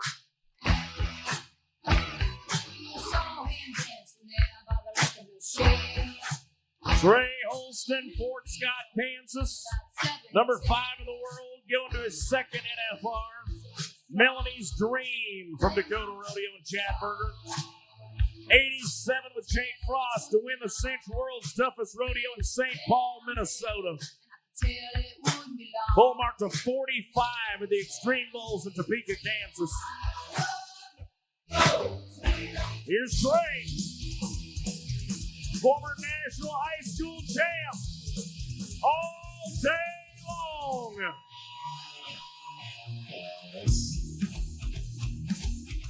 Phenomenal pen of bulls put together. Thank you, Scott Burris. Thank you, Chad Berger. The bull riders love it. The fans love it. The judges love it. 87!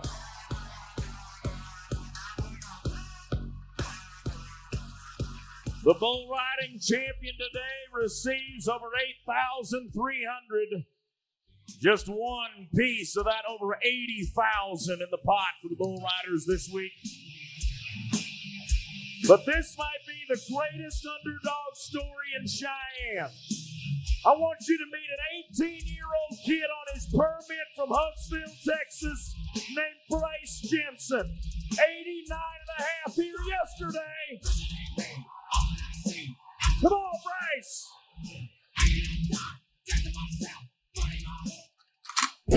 That young man just graduated high school in May. He turned 18 years old on April the 23rd.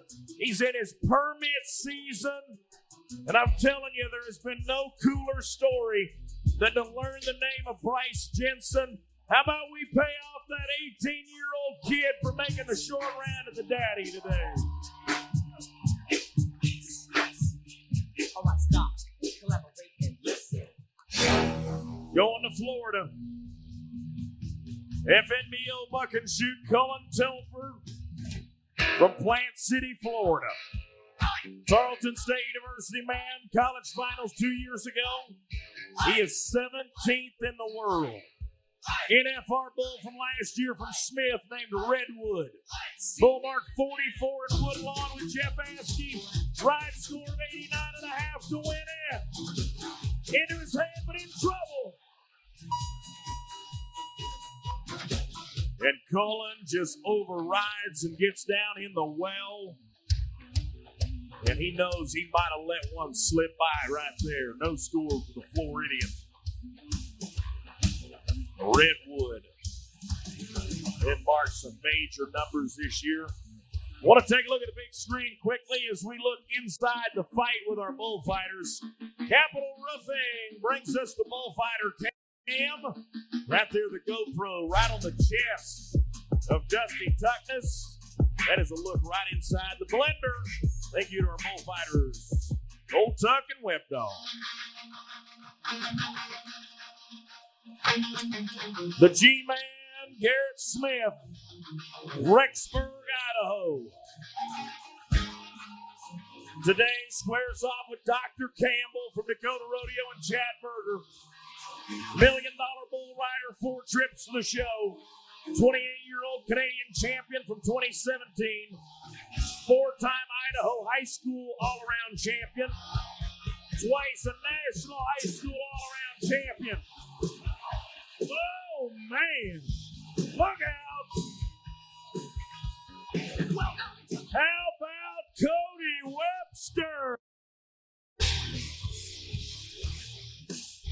Watch the Project West replay, because this is going to show you why he's the reigning bullfighter of the year. Watch this. Right in between the cowboy and the bull. Great job, Webb. That's some of that high voltage bullfighting right there.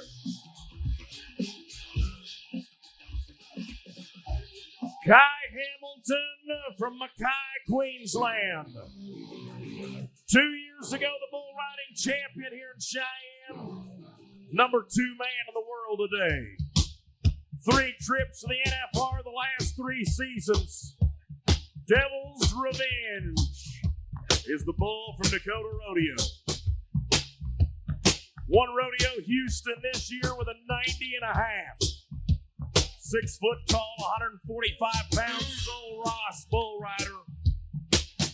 Coach C.J. Aragon watching from the Pines down in Alpine, Texas. Come on, Kai. That bull's in trouble. Now Kai's in trouble.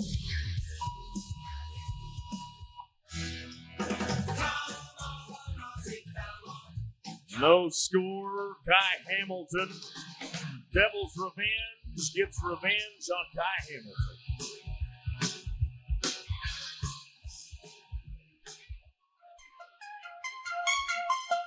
Greatness.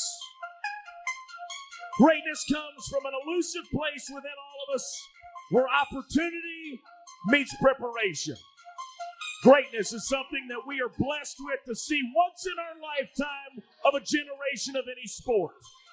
Greatness is exactly what this man has shown us for the past 4 years. Greatness is within every inch of a man named Stetson Wright from Milford, Utah. This is a rematch from 2 days ago when he was 90 points on this bull in this arena, one shoot back from where they're at today. It's a bull named Trump Train. Bull's going left today. Oh my goodness.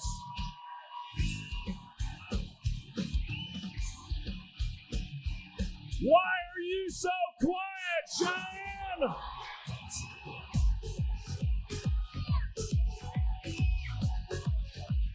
Now, before I give you the score, I want to preface this. He had to win the bull riding today to win the all-around. He had to be 87.5 or better. Rick Salee, give it to us. 91.5.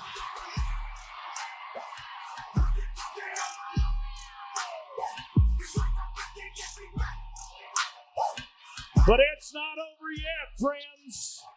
It's not over yet. Shoot 3, Blue Federal Credit Union. For the reigning college champ, Tristan Hutchings, Montague, Idaho. Pickup man from Harper Morgan. 4-time NFR bull. Ooh. And Cody Webster taking some major blows there. And the Justin Sports Medicine team is here. And we talked earlier about why he is the reigning 3-time Bullfighter of the Year. Because that guy is as tough as it gets. The Cowboy able to get away safely.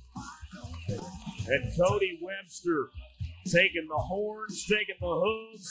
But he is tough enough. And now the numbers are in for Tristan Hutchings. 89 points.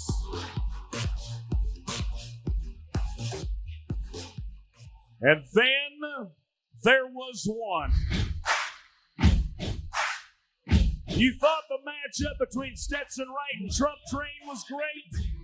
Let me tell you about this matchup.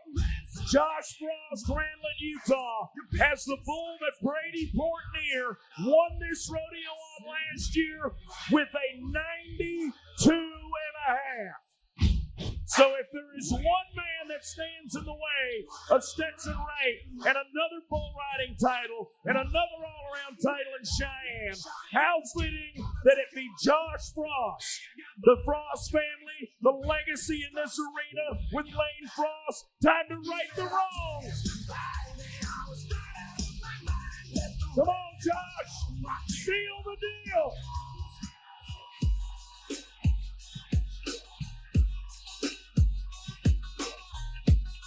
What do you say for Josh Frost?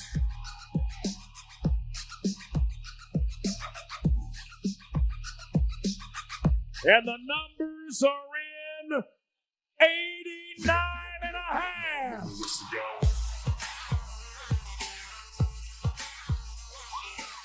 So it was a rematch on a championship Sunday. It was a rematch of 90 plus. And today, for now, the third time, he will not only win the all-around, but for the second time, He wins the bull riding in Cheyenne. Ladies and gentlemen, the incomparable Stetson Ray. Let's go. Let's go. Let's go. Let's go. Let's go. Let's go. Now, folks, while he makes his way to the stage, I want to remind you, don't move, because our show's not over. The wild horse race is yet to come, but right now, our superstar is standing next to our superstar, Kyle Show. Well, it's a silly question. I know you never get tired of winning, but a little different trip for Trump Train today than a couple days ago when you went 90. Worked out a little better today, didn't it? Oh, yeah. I mean, he stepped ahead there and kind of hipped himself and then run me down the chute. But then, I mean, when he came around, he meant it. And it took everything I had to get him rode. But, I mean, 91.5 sounds pretty sweet. Especially here on this stage. You continue to win buckles. You continue to win titles. Where does the daddy of them all fit in all the awards that you've put yourself in the middle of in the last number of years? Oh, this ranks right up at the top for sure. It's been since 2019 since I won the bull. So it's a hard event to win in any event. But, I mean, I'm just glad I'm standing here. It's pretty remarkable to all of us as rodeo fans watching you compete in two events where you go for 90 every time. You are the all-around champion, Garrett. Am I confirmed on that? He is the all-around champ as well. Yep, he's going to win. He's going to win about 15,000 plus in the all-around this week. All right, so just wanted to confirm that, but talk about what it takes to stay sharp in two events, not just here in Cheyenne, but throughout the entire year. Oh, yeah. It's dang for sure something I have to work out all year. I have to really watch what I put in my body, and it really comes down to my get-offs, too. If I'm getting off good, I seem to stay healthy, and when I'm healthy, I seem to be 90 a lot. So, I mean, I'm going to try to stay healthy and keep this winning going. I like to think that it's never going to end. One more quick question. You've got a lot of young people that look up to you as their hero. What's your message to those young cowboys, those young ranch kids, cowboys and cowgirls out there today? I'm a lot like everybody else. Write down your goals, but I mean, positive talk. Surround yourself with awesome support system. That's what I have. Not even just in the arena, but I'm firing on all cylinders in life. I'm a lucky guy. Pretty happy to be here. Congratulations on two big titles here at Cheyenne. Stay right here. We're going to get you the hardware. We're going to bring it to you. John Contos, it should be Wally Ryman. Oh, they're going to do it both. All right. Wally Ryman, our grounds chairman. John Contos, our general chairman. John is a former committee chairman, serving in his first year as the general chairman. Wally Ryman serving in his third and final year as the head of the grounds committee. And they step in to award the championship bull riding and all-around buckles. Thank you for all of your service, gentlemen. The saddle sponsor for the bull riding brought to us by Capital Lumber. Kelly Heimsoth, the owner's daughter, and her fiance, Jordan Edgar, here today. Welcome, Kelly and Jordan. We appreciate you being here with us. Capital Lumber has been a partner here at Cheyenne for many years. We appreciate their continued support and sponsorship. Also, we have the championship package presented by Grease Monkey. John and Robert Brown, John Allen manager. Grace Brown is here. Yes, good to see you, Gracie. Have you back on center stage. Also, Southern Star Central Gas Pipeline is stepping in. Bob Young, manager of the East Region. Kristen Carpenter, manager, field operations analyst. That is Southern Star Central Gas Pipeline championship package sponsor for the all-around. Grease Monkey sponsor for the bull riding. Let's talk numbers. It was a 91.5 in the bull riding today to win him over 8,300. You add that to the almost 7,300 he had won previous to today, and with over $15,634.31, you're all around and bull riding champion. Once again, they're on their feet in Frontier Park for Stetson Ray.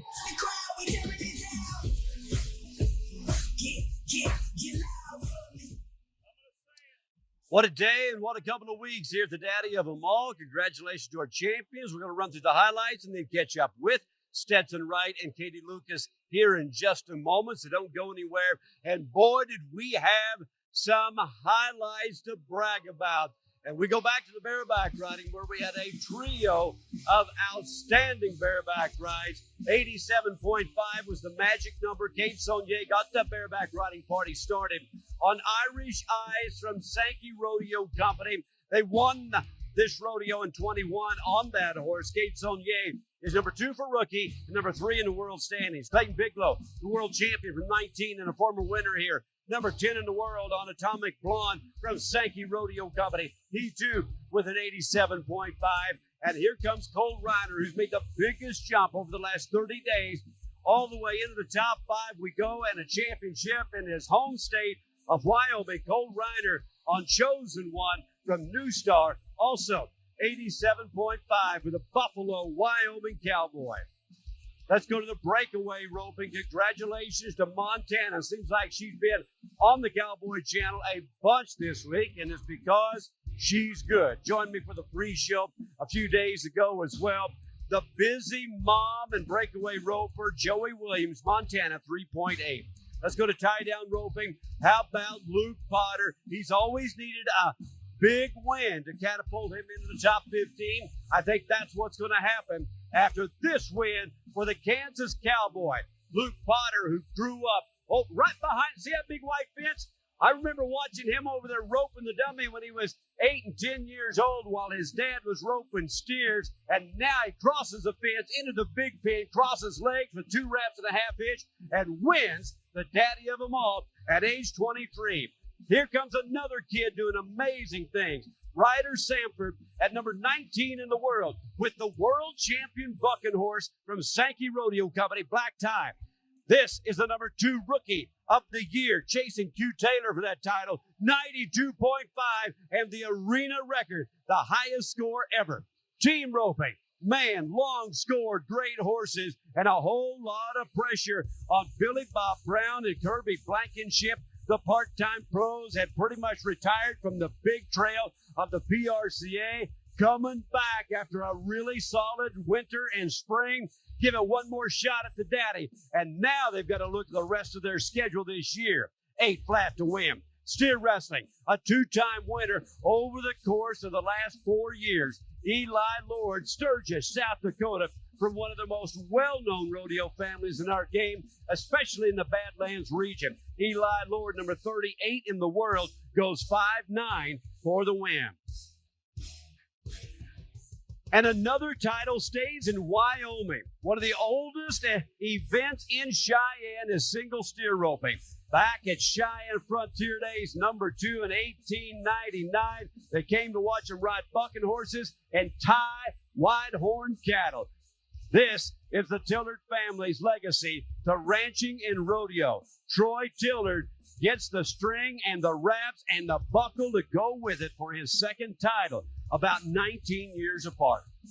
In barrel racing, we set 2 arena records here, 3 when you count the saddle bronc riding, but Sue Smith, following up Summer Coastal 1697's new record, she breaks that record with a 1689, coming off a huge week last week at Nampa and Ogden, winning there. She has a new arena record, and the title came in number 17 in the world. And how about this? Stetson Wright, 91.5 on the Trump train from Dakota Rodeo Company. Great short round here, or I should say final round. 7 rides on the final day at Cheyenne and bull riding. And in 5 years, Stetson Wright has won 7 buckles from Cheyenne. 3 all-arounds, 2 each in saddle bronc riding and bull riding.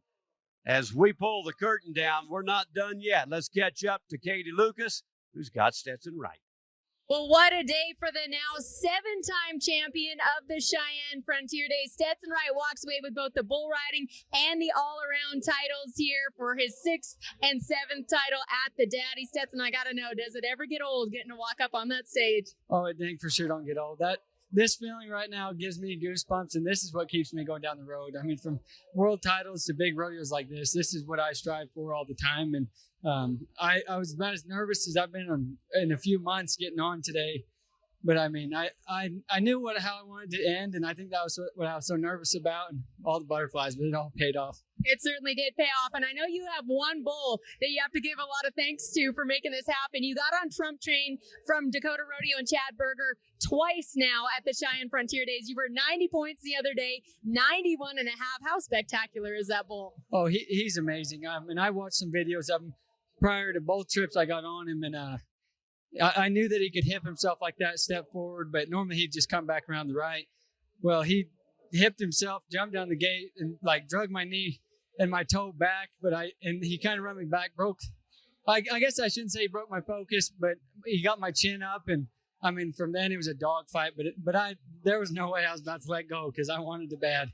You were certainly the bigger dog in that fight. You could see the effort. Your head was moving around. You could see just how strong that bull was. Can you put into words just the power that he had as soon as he turned back? Oh, there was a lot of power.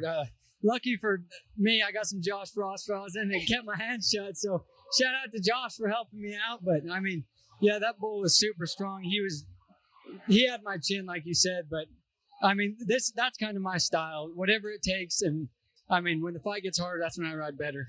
You did whatever it takes today. It was fantastic to watch you win both your 6th and 7th title. Congratulations, Stetson. Thank you. Stetson Wright, your 2023 bull riding and all-around champion at the Daddy. Thank you, Katie. Congratulations, Stetson Wright. It's been a pretty incredible stay here in Cheyenne. We consider 3 arena records on the final day. Sold-out performances and concerts and the rodeo, breaking attendance records by the tens of thousands. And then you've got 2 of the greatest ambassadors in all of the Western culture. Cody Johnson last night with not only a great concert, but a great message about our lifestyle. Stetson Wright, another one of the great ambassadors, stepping up, winning another all-around championship and proving that guts, try, determination, and the will to never get up is the key. Still very much alive in 2023. What a run. Thank you for being a part of our Cowboy family here at the Cowboy Channel. For the Cheyenne Frontier Days and our entire network, we appreciate your time and look forward to continuing to bring you the biggest names and stories in Western sports. Stick around. Pro Rodeo tonight coming up next. Get to know Bareback Riding rookie Dean Thompson, Kai Hamilton in the bull riding, and Bullfighter of the Year, Cody Webster, as well as looking ahead at Dodge City, Kansas. That's where the contestants are heading right now. I'm Justin McKee. Good night, and we'll see you on the other side of the break.